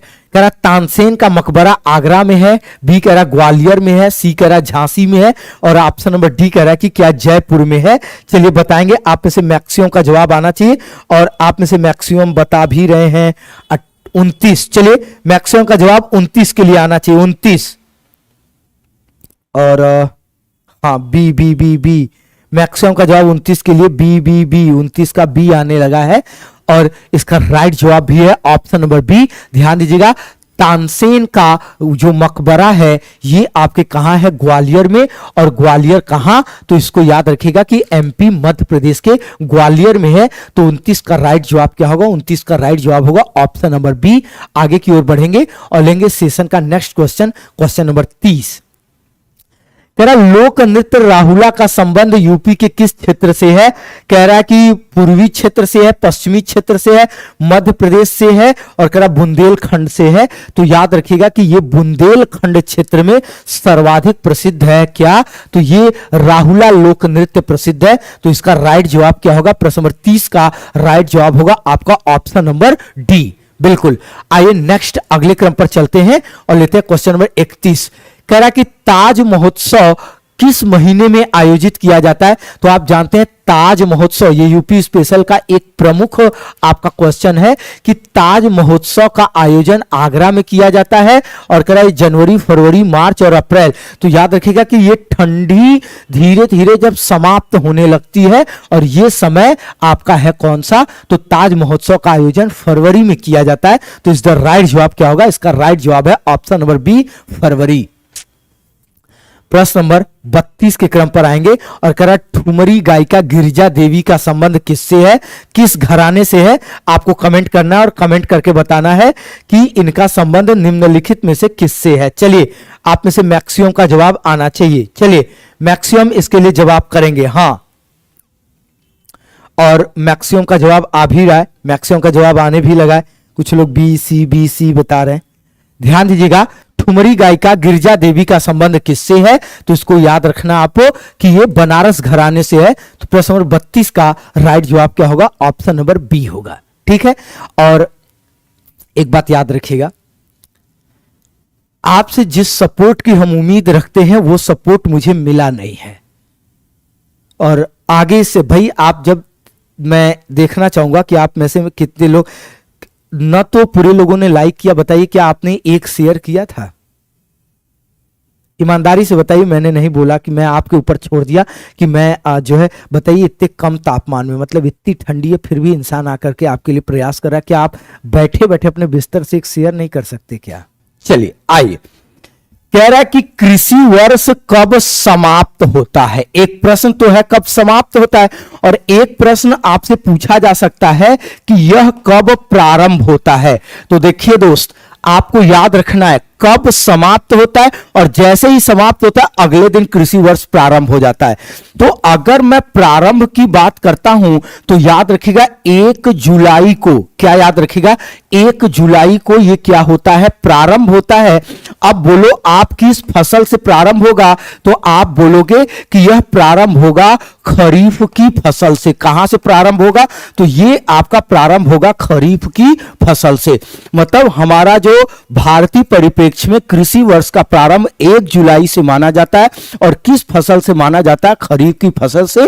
और अलग अलग क्षेत्रों की भौगोलिक दशाएं भिन्न भिन्न होने के कारण उसके में जो फसलें होती है वो अलग अलग उगाई जाती है, ये याद रखिएगा। और जब कब समाप्त होता है, तो याद रखिएगा कि समाप्ति इसकी होती है 30 जून को। और बोलिए किसकी फसल के साथ होता है, तो आप बोलोगे कि इसकी समाप्ति होता है जायद की फसल के साथ। किसकी फसल के साथ, तो आप बोलोगे जायद की फसल के साथ। अब देखिए, खरीफ की फसल अगर नहीं होगा ऑप्शन में, तो आपको ऑप्शन में मिल जाएगा वर्षा ऋतु की फसल। बोले क्या मिल जाएगा, तो आपको मिल जाएगा वर्षा ऋतु की फसल। अब वर्षा ऋतु की फसल, खरीफ की फसल 1 जुलाई और ये से ये प्रारंभ होता है। अब ये चीजें आपकी कंप्लीट हो गई। ठीक इसी प्रकार से अगर आपसे जैसे प्रश्न पूछता है कि कब समाप्त होता है, तो 30 जून जायद की फसल, या आप बोलोगे कि ग्रीष्म, आप क्या बोलोगे, ग्रीष्म ऋतु की फसल। आप इसको याद रखिएगा। तो ये आपका महत्वपूर्ण रूप से इसका राइट जवाब क्या होगा, इसका राइट जवाब होगा ऑप्शन वे, कृषि वर्ष कब समाप्त होता है, कब खत्म होता है। चलिए, मैक्सिमम का जवाब भी आ रहा है। मैक्सिमम देखिए एकदम निश्चित तौर पर सही तरीके से, बिल्कुल नोट डाउन आप जरूर करिए और कमेंट जरूर करिए। चलिए, बेहतरीन ढंग से आगे बढ़ने का प्रयास किया जाएगा। आइए सीरीज का लेते हैं हम क्वेश्चन नंबर 2, देखेंगे क्वेश्चन नंबर 2 क्या कह रहा है। कह रहा निम्नलिखित में से कौन सी भूमि कृषि भूमि है? ऑप्शन नंबर ए कह रहा है कि कृषि उद्यान भूमि, बी कह रहा दुग्ध भूमि, सी कह रहा पशु चारागाह, और ऑप्शन नंबर डी कह रहा उपर्युक्त सभी। तो देखिए कृषि उद्यान भूमि की बात करते हैं तो आप जानते हो घर के बागान, क्या जानते हो आप? घर के बागान, और घर के बागान में हम फूल पत्तियां लगाते हैं, सब्जियों के पौधे लगाते हैं, हम अपने सामान्य आवश्यकता के जड़ी बूटियां लगाते हैं, तुलसी का पौधा लगाते हैं, और ये हमारे कृषि योग्य भूमि में काउंट किया जाता है, क्योंकि वो स्थान जहां हम अपने उपयोग के लिए पेड़ पौधों को उगाते हैं, अपने उपयोग आजीविका के लिए हम इस प्रकार का कार्य करते हैं, वो कृषि योग्य भूमि कहलाती है। तो इसका मतलब घर के बागान ये आपके कृषि उद्यान भूमि इसमें काउंट होगा, इसमें शामिल होगा। कह रहा दुग्ध भूमि, याद रखिएगा मतलब दुग्ध उत्पादन, पशुपालन, ये आप याद रखिएगा कि पशुपालन किसके अंतर्गत शामिल होता है? तो याद रखिएगा पशुपालन कृषि का अंग है या कृषि का ये भाग है, ये याद रखिएगा कि पशुपालन किसका भाग है। तो आप साफ साफ बताओगे कि पशुपालन कृषि का अंग है, और दुग्ध भूमि मतलब जितनी भूभाग पर आप पशुपालन का कार्य कर रहे हैं, दुग्ध उत्पादन का कार्य कर रहे हैं, वो कृषि का जब अंग है तो निश्चित तौर पर उपयोग की गई भूमि किसके अंतर्गत आएगी? कृषि योग्य भूमि आएगी। इसका मतलब ये आपका बी ऑप्शन भी क्या है? सही है। पशु चारागाह, निश्चित तौर पर जब पशुपालन कृषि का अंग है तो पशु चारागाह भी कृषि का ही एक क्या होगा? अंग होगा। इसका मतलब यह भी सही है। बोले इसका राइट जवाब क्या होगा? तो आप मैक्सिमम बता रहे हैं, इसका राइट जवाब होगा आपका ऑप्शन नंबर डी। मैक्सिमम ने बताया, हाँ, तो इस द राइट जवाब है ऑप्शन नंबर डी। चलिए आइए नेक्स्ट आगे बढ़ते हैं और लेते हैं सीरीज का क्वेश्चन नंबर 3। देखेंगे क्वेश्चन नंबर 3 क्या कह रहा है। कह रहा लेखपाल की नियुक्ति कौन करता है? कह रहा राज्य सरकार के द्वारा किया जाता है, आयुक्त के द्वारा किया जाता है, तहसीलदार के द्वारा किया जाता है, और ऑप्शन नंबर डी कह रहा कलेक्टर के द्वारा किया जाता है। तो देखिए लेखपाल की अगर हम बात करते हैं तो ग्राम स्तर पर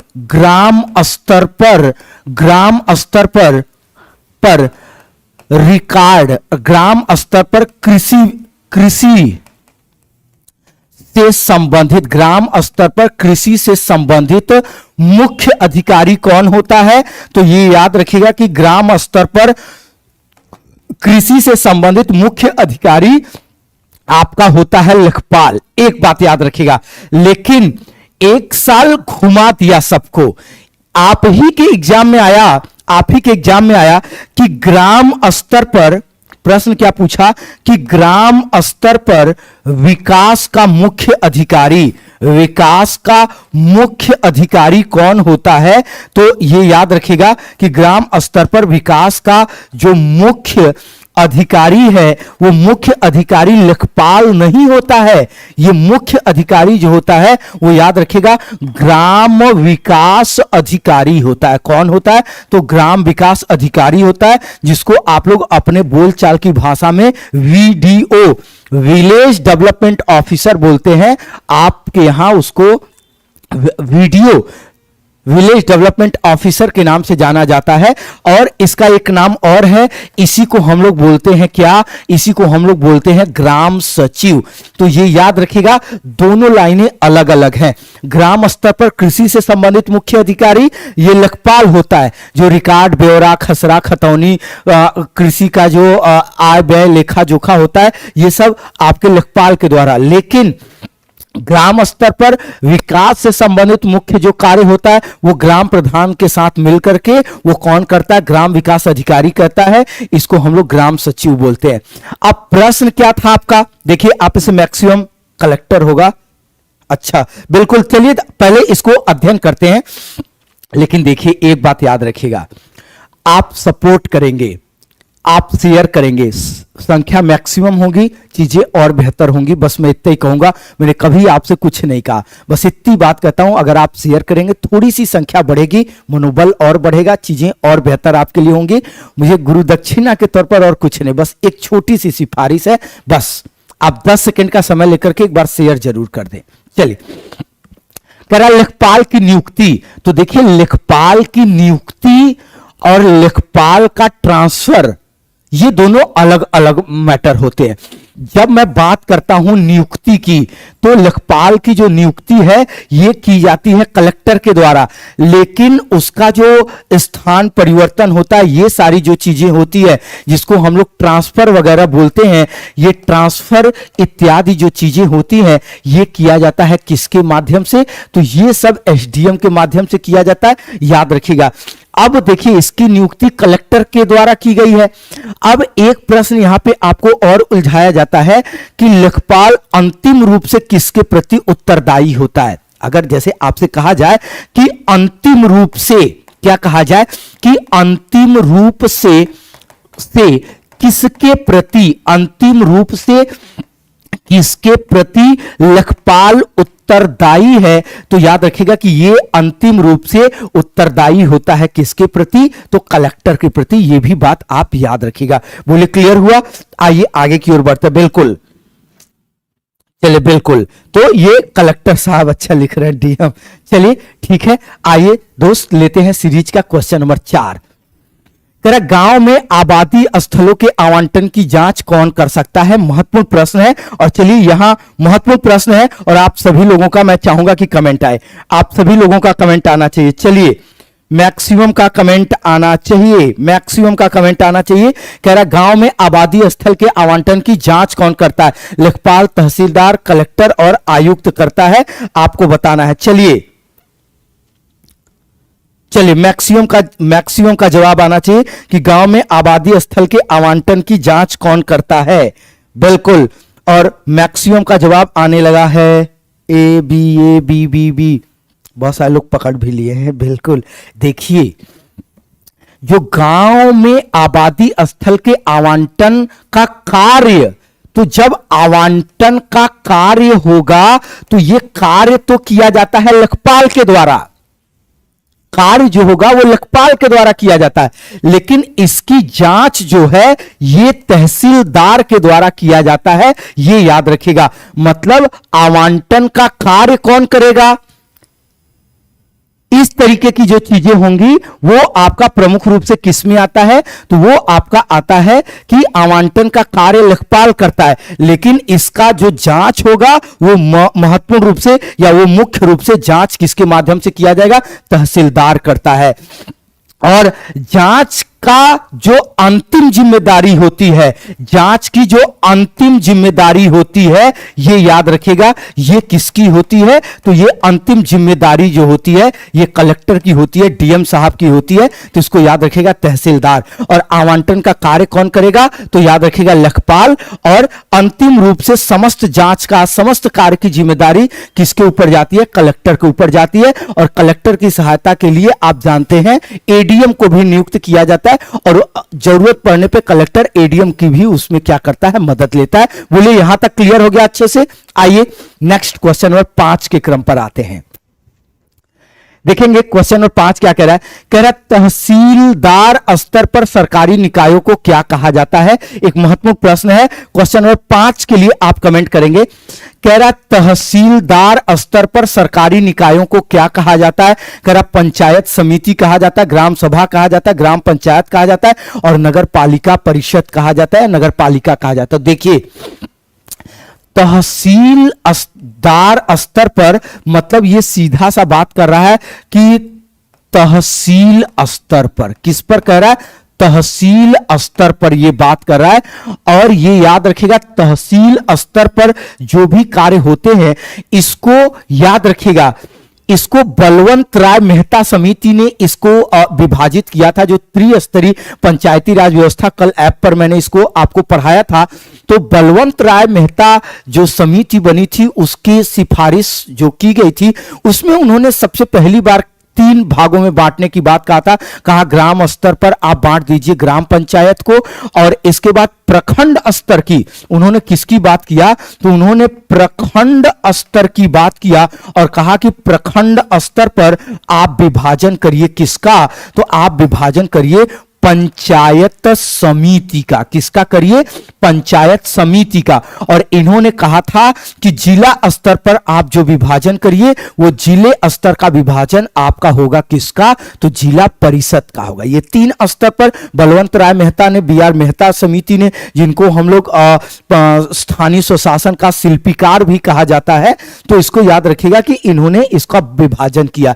अब तहसील स्तर को ही पंचायत समिति का नामकरण किया गया था और यही पंचायत समिति तहसील स्तर पर क्या होती है? एक सरकारी निकाय के रूप में कार्य करती है, जिसमें संपूर्ण संरचना के साथ चीजें शामिल की जाती हैं। तो इसको याद रखिएगा। प्रश्न नंबर 5 का राइट जवाब क्या होगा? प्रश्न नंबर 5 का राइट जवाब होगा ऑप्शन नंबर ए, पंचायत समिति। नेक्स्ट आएंगे प्रश्न नंबर 6 के क्रम पर।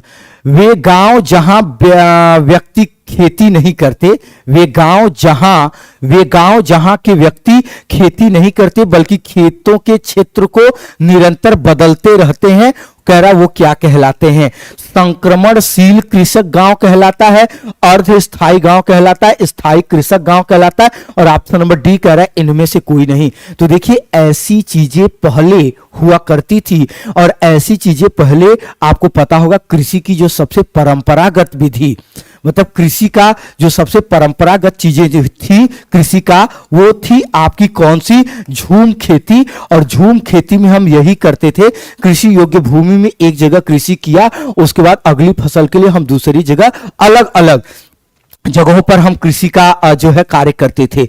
तो जब हम व्यक्ति खेती नहीं करते बल्कि खेतों के क्षेत्रों में निरंतर बदलाव करेंगे तो इसको हम निरंतर संक्रमणशील कृषक गांव कहते हैं। क्या बोलते हैं? संक्रमणशील कृषक गांव। संक्रमणशील कृषक गांव का मतलब यहां पर क्या हुआ? तो याद रखिएगा, संक्रमण का मतलब होता है फैलाव करना या लगातार बदलाव करना, या क्या करना? या लगातार बदलाव करना। इसको याद रखिएगा, ठीक है। तो चलिए, मैक्सिमम ने कमेंट क्या किया? आप मैक्सिमम ने कमेंट भी किया है।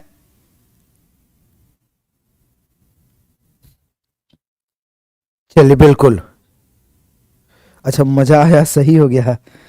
अच्छा चलिए कोई नहीं, बोलिए क्लियर हो गया, अच्छे से क्लियर हुआ, यहां तक क्लियर हुआ। आइए क्वेश्चन नंबर 7 के क्रम पर आते हैं, देखेंगे क्वेश्चन नंबर 7 क्या कह रहा है। कह रहा वर्तमान समय में पंचायती राज की त्रिस्तरीय प्रणाली नहीं है। वर्तमान समय में पंचायती राज की त्रिस्तरीय प्रणाली में नहीं है। पूछ रहा कि कौन सा नहीं है? कह रहा ग्राम पंचायत नहीं है, न्याय पंचायत नहीं है, क्षेत्र पंचायत नहीं है, और कह रहा कि जिला पंचायत नहीं है। तो देखिए जो बी आर मेहता ने दिया था और जो वर्तमान में चल रहा है, इसके आधार पर आप क्या याद रखेंगे? ग्राम स्तर पर, जब ग्राम स्तर की बात करेगा तो ग्राम स्तर पर ग्राम पंचायत होगा। इसके बाद इसको याद रखिएगा कि जो वर्तमान समय में ब्लॉक स्तर पर, किस पर? ब्लॉक स्तर पर, जिसको हम लोग बोलते हैं प्रखंड स्तर। क्या बोलते हो आप? जिसको आप प्रखंड स्तर बोलते हैं, इसको हम लोग क्षेत्र पंचायत बोलते हैं। और जो जिला स्तर पर चल रहा है, इस जिला स्तर को हम लोग बोलते हैं जिला पंचायत। न्याय पंचायत इसमें शामिल नहीं होता है, बल्कि याद रखिएगा कि न्याय पंचायत जो होता है ये ग्राम विकास अधिकारी, ये ग्राम विकास अधिकारी का मुख्यालय या ये ऑफिस होता है, का कार्यालय माना जाता है। न्याय पंचायत क्या माना जाता है? और इसके अलावा भी गांव के बहुत सारे कामकाज यहां पर निपटाए जाते हैं, किए जाते हैं, लेकिन इसको याद रखिएगा कि ये ग्राम विकास अधिकारी का कार्यालय माना जाता है। क्या? न्याय पंचायत आपका माना जाता है। इसको याद रखिएगा। बोलिए क्लियर हो गया? हाँ, योजना भी आगे इसको शामिल करेंगे, आप पहले इसको अच्छे से प्रैक्टिस करिए, ठीक है? बिल्कुल, हाँ बिल्कुल। चलिए बोले तो क्लियर हो गया कि त्रिस्तरीय प्रणाली में नहीं है, ग्राम पंचायत है, क्षेत्र पंचायत है, जिला पंचायत है, इसमें न्याय पंचायत शामिल नहीं है। बोलिए एक बार सभी लोग लिखिए कि क्लियर हो रहा है। जितने लोग लाइव हैं आप सभी लोग एक बार लिखिए क्लियर हो रहा है, अच्छे से क्लियर हो रहा है। चलिए आइए नेक्स्ट क्वेश्चन नंबर 8 के क्रम पर आते हैं। कह रहा पंचायत की सबसे छोटी इकाई क्या कहलाएगी? कह रहा ग्राम सभा कहलाती है, भूमि प्रबंधन समिति कहलाती है, न्याय पंचायत कहलाती है, और कह रहा क्या क्षेत्र पंचायत कहलाती है। 3 बार इस क्वेश्चन का मैं एक्सप्लेनेशन किया हूं, आप इसका निश्चित तौर पर सही राइट जवाब दे देंगे। चलिए, कह रहा पंचायत की सबसे छोटी इकाई के नाम से क्या जानी जाती है?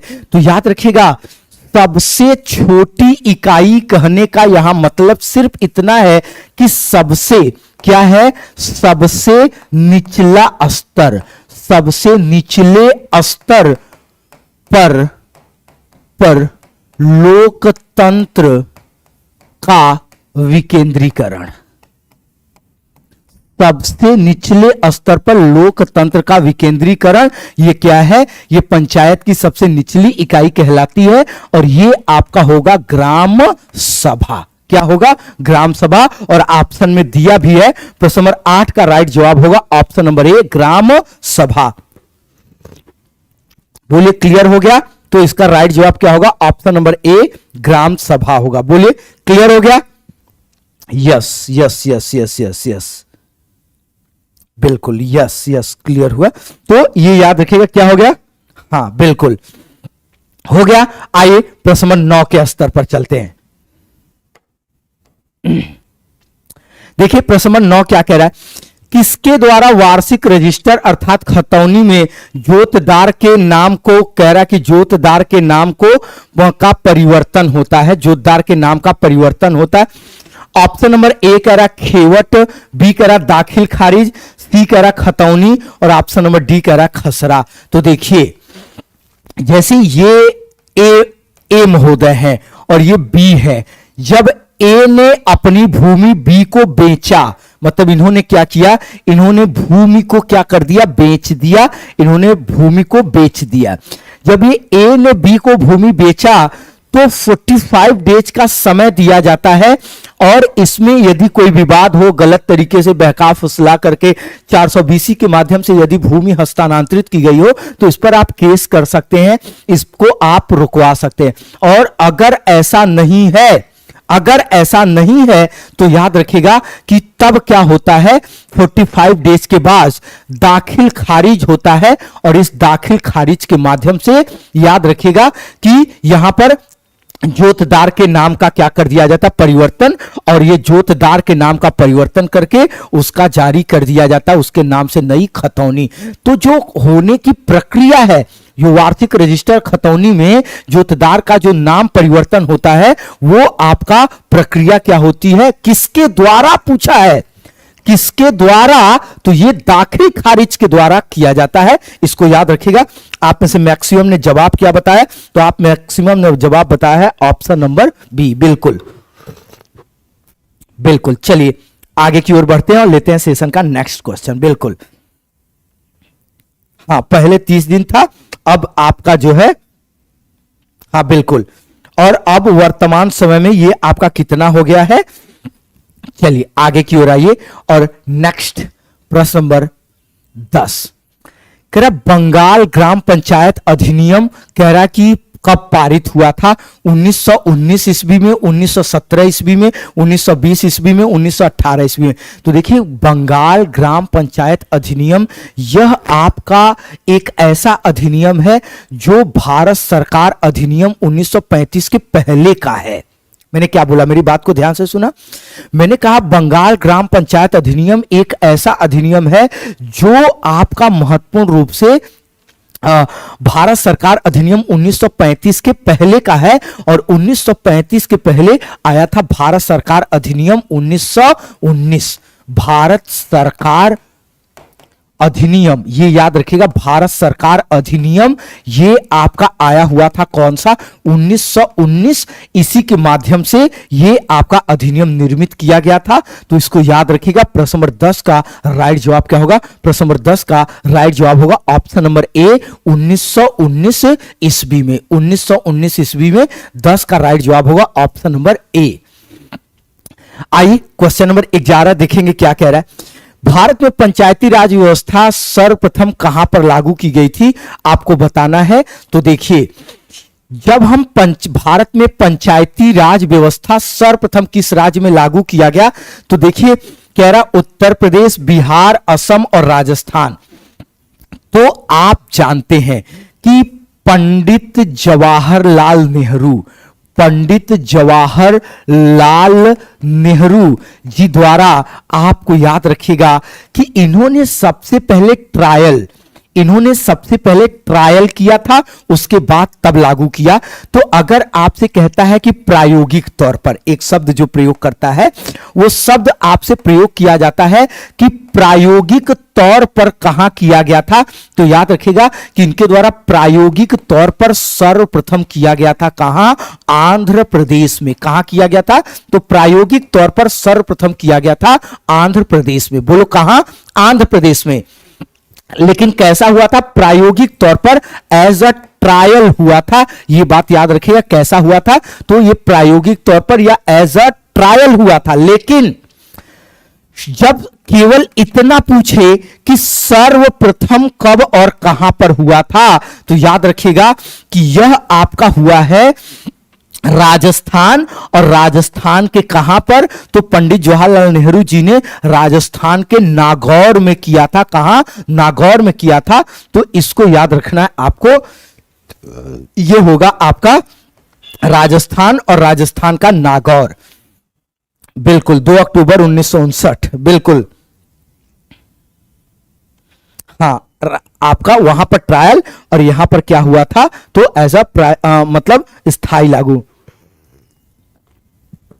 मतलब चुनाव के माध्यम से जो पहली बार हुआ था वो राजस्थान के नागौर में, और ट्रायल तौर पर कहां किया गया था, आंध्र प्रदेश में। इसको याद रखिएगा। आइए क्वेश्चन नंबर 12 के क्रम पर आते हैं। कह रहा संविधान के किस भाग में पंचायतों के बारे में प्रावधान किया गया है। कह रहा भाग 5 में किया गया, भाग 7 में, भाग 9 में, और कह रहा भाग 13 में। तो याद रखिएगा पंचायतों के बारे में अगर हम प्रावधान की बात करते हैं तो आप जानते हैं भाग 9 में यह आपका महत्वपूर्ण रूप से किया गया है पंचायत के बारे में प्रावधान। लेकिन दूसरी बात भी याद रखिएगा, क्या, इसके लिए 73वां, कौन सा, 73वां संविधान संशोधन, 73वां संविधान संशोधन, 73वां संविधान संशोधन किया गया। और ये जो 73वें संविधान संशोधन है, इसके माध्यम से याद रखिएगा कि पंचायत को, क्या बोलोगे आप, कि इससे पंचायत को संवैधानिक दर्जा, क्या बोलोगे आप, कि पंचायत को संवैधानिक दर्जा किसके माध्यम से दिया गया था दोस्त, तो याद रखिएगा कि पंचायत को जो संवैधानिक दर्जा है वो 73वें संविधान संशोधन के माध्यम से दिया गया था। और इसका जिक्र कहां किया गया है, तो याद रखिएगा कि भाग 9 में किया गया। लेकिन एक बात और याद रखिएगा, राज्य के, आप एक बात और याद रखिएगा कि राज्य के नीति निदेशक तत्व, राज्य के नीति निदेशक तत्व में भी इसका शामिल किया गया है। और वहां आर्टिकल अनुच्छेद 40 में ध्यान दीजिएगा ग्राम स्वराज की स्थापना पर बल दिया गया है और यह राज्य को निर्देशित किया गया है। इसलिए यह याद रखिएगा कि स्थानीय स्वशासन को सर्वाधिक बढ़ावा देने की अगर पूछता है कि जिम्मेदारी किसकी होती है, तो दोस्त आप बताओगे कि स्थानीय स्वशासन को सर्वाधिक विकास करना, सर्वाधिक विकसित करने की जिम्मेदारी राज्य की होती है। तो इसको याद रखिएगा। प्रश्न नंबर 12 का राइट जवाब क्या होगा, ऑप्शन नंबर सी। आप में से मैक्सिमम ने जवाब भी दिया है, हां बिल्कुल। चलिए मैक्सिमम का जवाब भी आया है। आइए नेक्स्ट आगे की ओर बढ़ते हैं, नेक्स्ट आगे की ओर बढ़ते हैं और लेते हैं सेशन का नेक्स्ट क्वेश्चन। देखेंगे कह रहा है एक ग्रामीण समाज दूसरे ग्रामीण समाज से कैसे भिन्न होता है। कह रहा एक ग्रामीण समाज दूसरे ग्रामीण समाज से कैसे भिन्न होता है। कह रहा भौगोलिक दशा के आधार पर, रीति रिवाज के आधार पर, परंपरा के आधार पर, उपर्युक्त सभी आधार पर। तो देखिए भौगोलिक दशा के आधार पर आप जानते हैं जैसे जैसे आप दूर जाते हैं कई चीजें बदल जाती हैं। क्या बदल जाती हैं, जैसे आप देखते हैं जलवायु परिवर्तन हो जाता है। और जलवायु परिवर्तन कैसे होता है, तो इसको याद रखिएगा पेड़ पौधों घासों इन सब की संख्या में वृद्धि और कमी के आधार पर जलवायु परिवर्तन हो जाता है। इसके अलावा मृदा में परिवर्तन आपको देखने को मिलता है, और ये इस प्रकार के जो परिवर्तन होते हैं ये भौगोलिक दशा के आधार पर जोड़े जाते हैं, रीति रिवाज के आधार पर। रीति रिवाज और परंपरा, तो इसमें याद रखिएगा कि धर्म, संस्कृति, सभ्यता, इन सभी में लगातार परिवर्तन होते रहते हैं। और मतलब परिवर्तन का सेंस, जैसे जैसे आप दूर दराज जाएंगे, जैसे एक जगह से दूसरे जगह जाएंगे, ये धर्म, संस्कृति, परंपरा आपको अलग अलग मिलेगी। और ये सभी चीजें एक समाज को दूसरे समाज से, या एक ग्रामीण समाज को दूसरे ग्रामीण समाज से क्या करते हैं, अलग करते हैं। तो याद रखिएगा दोस्त, प्रश्न नंबर 13 का आप बोलोगे राइट जवाब क्या होगा? प्रश्न नंबर 13 का राइट जवाब होगा आपका ऑप्शन नंबर डी। आइए क्वेश्चन नंबर 14, क्या आप बोलेंगे? प्रधानमंत्री ग्राम सड़क योजना पूरे देश में कब लागू हुआ था? आपको बताना है प्रधानमंत्री ग्राम सड़क योजना पूरे देश में कब लागू हुआ था। प्रधानमंत्री ग्राम सड़क योजना की जो हम बात करते हैं तो याद रखिएगा कि ग्रामीण विकास की एकीकृत योजना है। ये क्या है? ग्रामीण विकास की एकीकृत योजना है। और इसका मुख्य उद्देश्य क्या है? तो इसका मुख्य उद्देश्य है कि याद रखना दोस्त, इसका मुख्य उद्देश्य अगर आपसे पूछता है तो इसका मुख्य उद्देश्य है ग्राम समाज की सड़कों को मुख्य सड़क से जोड़ना। क्या करना? ग्राम समाज की सड़कों को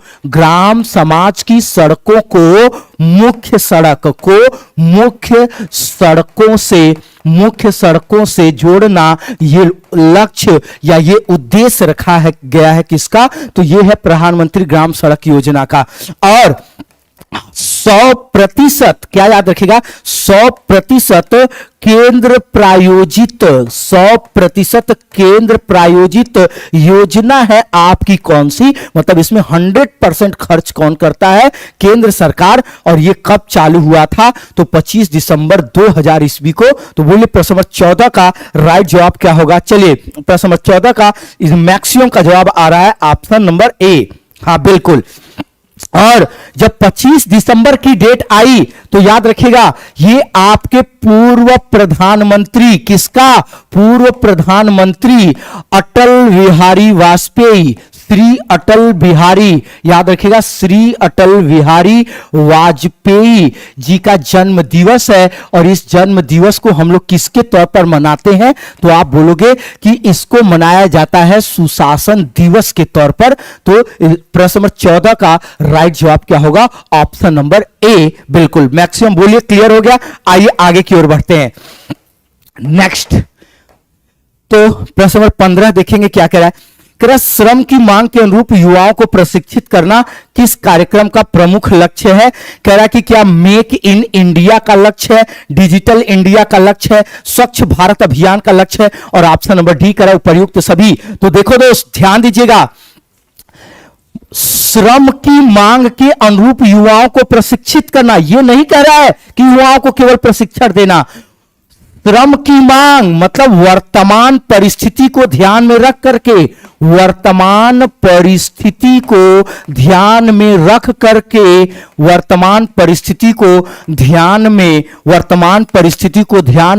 कर याद रखिएगा कौशल सिखाना, ध्यान में रख करके कौशल सिखाना, इसी की बात कर रहा है। तो देखिए ध्यान दीजिएगा कह क्या रहा है, मेक इन इंडिया, ये स्किल्ड, जरूरत के अनुसार युवाओं को स्किल्ड सिखाना। डिजिटल इंडिया, कंप्यूटर साक्षरता जो वर्तमान पीढ़ी की मांग है। स्वच्छ भारत अभियान, वर्तमान समय में स्वच्छता स्वास्थ्य की सबसे बड़ी, वर्तमान क्या हमेशा रही है, जहां गंदगी ज्यादा होगी, जहां पर इस तरीके की चीजें ज्यादा होगी, निश्चित तौर पर वहां समस्याएं ज्यादा होंगी। तो करा स्वच्छ भारत अभियान, तो ये याद रखिएगा कि ये कौशल सिखाने से संबंधित है। और इनमें क्या है, वर्तमान परिस्थितियों को ध्यान में रख करके बोले इज द राइट जवाब क्या होगा? Option number D. अच्छा, किसी के मन में हो सकता है कि यह कंफ्यूजन आए कि स्वच्छ भारत अभियान तो यह भी एक योजना है, और स्वच्छ भारत अभियान का उद्देश्य क्या है? तो युवाओं में स्वच्छता की आदत का विकास करना, यह याद रखेगा। मतलब क्या है कि स्वच्छता की स्वच्छता की आदत, स्वच्छता की आदत का विकास करना, ये आपका प्रमुख रूप से क्या है, ये इसका लक्ष्य है। तो याद रखिएगा प्रश्न नंबर 15 मैक्सियो ने जवाब क्या दिया।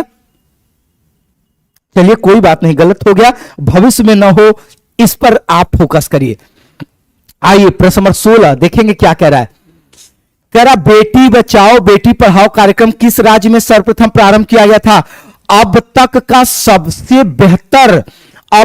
का सबसे बेहतर याद रखिएगा महिलाओं के लिए योजना है, या आप कह सकते हैं महिला सशक्तिकरण का सबसे बेहतर आपकी योजना बेटी बचाओ बेटी पढ़ाओ योजना। क्यों, आप जानते हैं निर्भया कांड के बाद महिलाओं को, बालिकाओं को, बेटियों को सबसे ज्यादा अगर तवज्जो किसी योजना के माध्यम से दी गई थी तो यह है बेटी बचाओ बेटी पढ़ाओ योजना। कह रहा है इसको बिहार से शुरू किया गया, उत्तर प्रदेश से, हरियाणा से और मध्य प्रदेश से। तो याद रखिएगा यह हरियाणा से प्रारंभ किया गया था। कहां से, तो यह करनाल हरियाणा से प्रारंभ किया गया था। तो बोलिए प्रश्न नंबर 16 का राइट जवाब क्या होगा, ऑप्शन नंबर सी हरियाणा। आइए नेक्स्ट आगे की ओर बढ़ते हैं और लेते हैं प्रश्न नंबर 17। क्या कह रहा है, कह रहा इंदिरा आवास योजना जो एक केंद्र समर्थित योजना है का राज्य सरकार के साथ लागत सहभाजन कितना है। आपको कमेंट करना और कमेंट करके बताना है कि इसका लागत सहभाजन कितना है, और आप में से मैक्सिमम का कमेंट आना चाहिए, मैक्सिमम का कमेंट आना। मतलब कहा क्या रहा है, केंद्र राज्य, ये कह रहा है कि केंद्र राज्य का प्रतिशत, क्या कह रहा है, केंद्र राज्य का प्रतिशत कह रहा है। तो देखिए जब केंद्र की बात आएगी तो याद रखिएगा 75% केंद्र देगा और 25% कौन देगा, राज्य, और ये 75-25 के बीच में ये चल रहा है।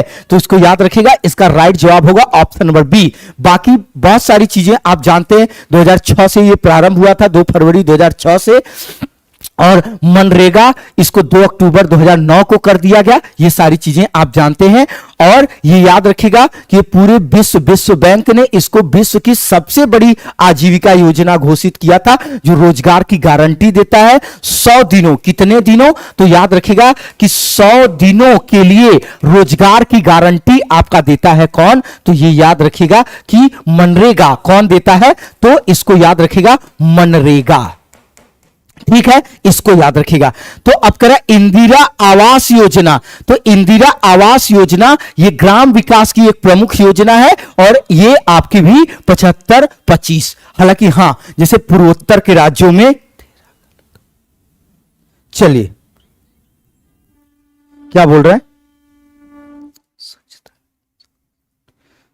स्वच्छता में कौन सा कौशल, चलिए बिल्कुल 17 का बी, मैक्सिमम बी बता रहा है। चलिए बिल्कुल ठीक है। नहीं देखिए प्रीवियस ईयर में कुछ चीजें आई हुई है, हां पहाड़ी क्षेत्रों में या इस तरीके की जगहों में जो होता है तो वहां पर, हां बिल्कुल ठीक है। चलिए आगे की ओर बढ़ते हैं। आइए नेक्स्ट। तो ये 17 का राइट जवाब क्या हो गया, 75। देखिए ये जैसे पहाड़ी क्षेत्रों में क्या है ना, जहां राज्य सरकार की आय का स्रोत कम होता है, मतलब पहाड़ी क्षेत्रों का क्या है कि जहां पर राज्य सरकार की आय का स्रोत कम होता है, और इसके अलावा एक कंडीशन और होता है कि जिन राज्यों को विशेष राज्य का दर्जा दिया गया हो वहां केंद्र सरकार का सपोर्ट, वहां केंद्र सरकार का समर्थन ज्यादा होता है। तो ऐसी जगहों पर यह बदल करके 90-10 हो जाता है, जो पहाड़ी राज्य हो, या इसको हम लोग पूर्वोत्तर के राज्य भी बोलते हैं। तो ये यहां पर इस तरीके से अलग अलग योजनाएं अलग अलग तरीके से प्रायोजित होती हैं। तो 17 का राइट जवाब क्या होगा, ऑप्शन नंबर बी होगा। आइए नेक्स्ट प्रश्न नंबर 18। स्वच्छ भारत मिशन कब प्रारंभ किया गया था, कह रहा 2 अक्टूबर 2014 को, 15 अगस्त 2014 को, 30 अक्टूबर 2014 को, 15 अगस्त 2018 को।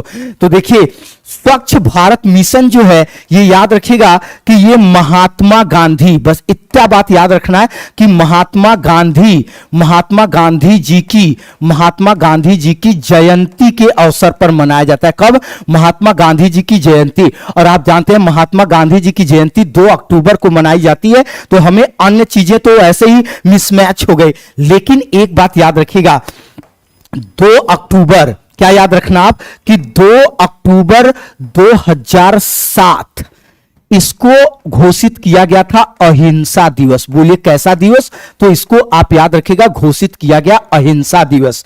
फिर आगे चल करके 2 अक्टूबर 2014 को इसे स्वच्छता दिवस के तौर पर याद रखिएगा, स्वच्छता दिवस के तौर पर इसको प्रारंभ किया गया। तो ये आपको याद रखना है कि यहां से ये स्वच्छता दिवस के तौर पर आ गया।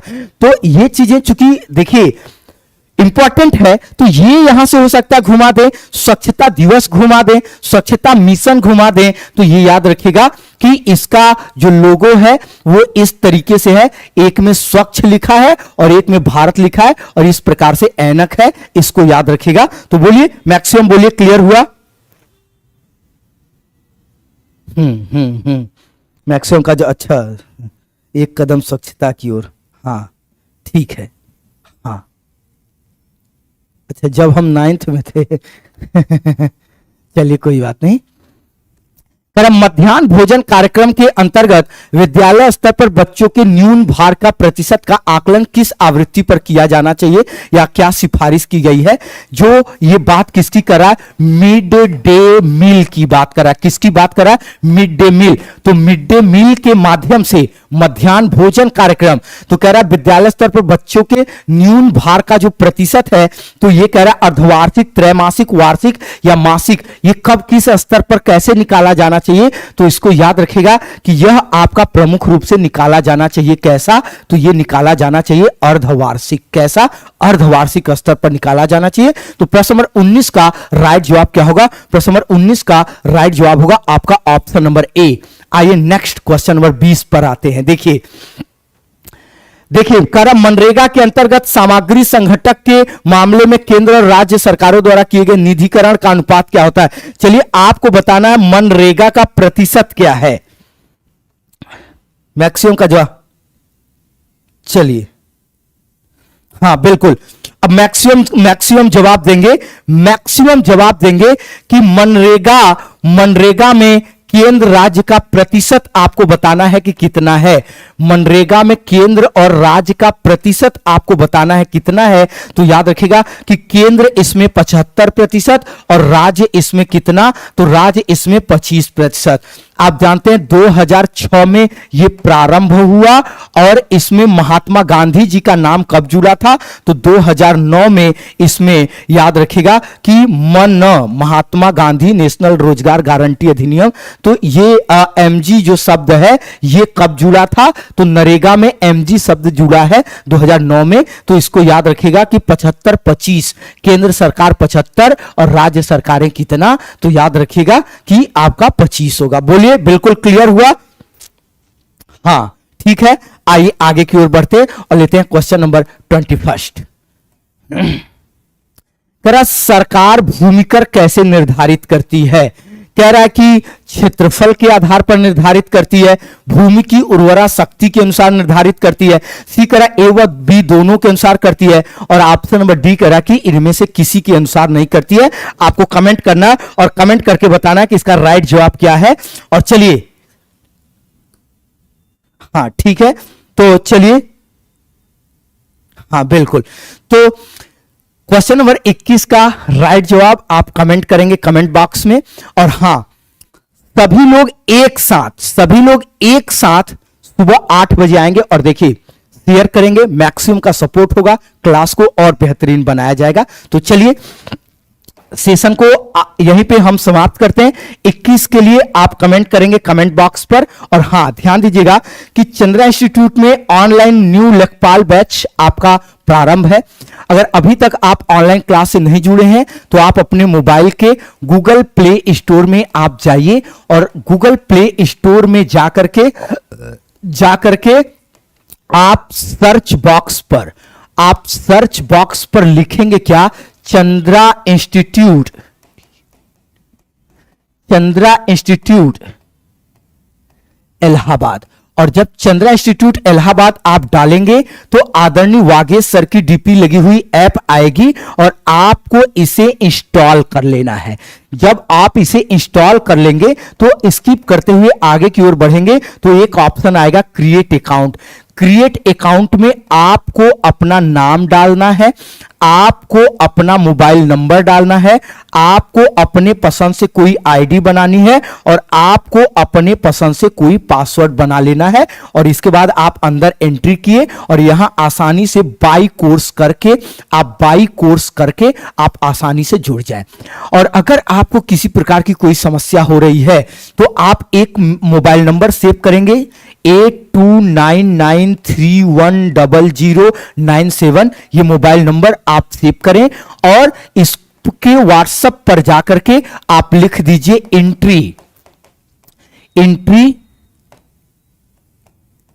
एंट्री लखपाल और आप व्हाट्सएप कर दीजिए। आपको आसान सी प्रक्रिया यहां से करके करा दी जाएंगी। तो चलिए कल क्वेश्चन नंबर 21 के साथ सेशन को आगे की ओर बढ़ाएंगे। तो आज इस क्लास में यहीं तक। Thank you very much.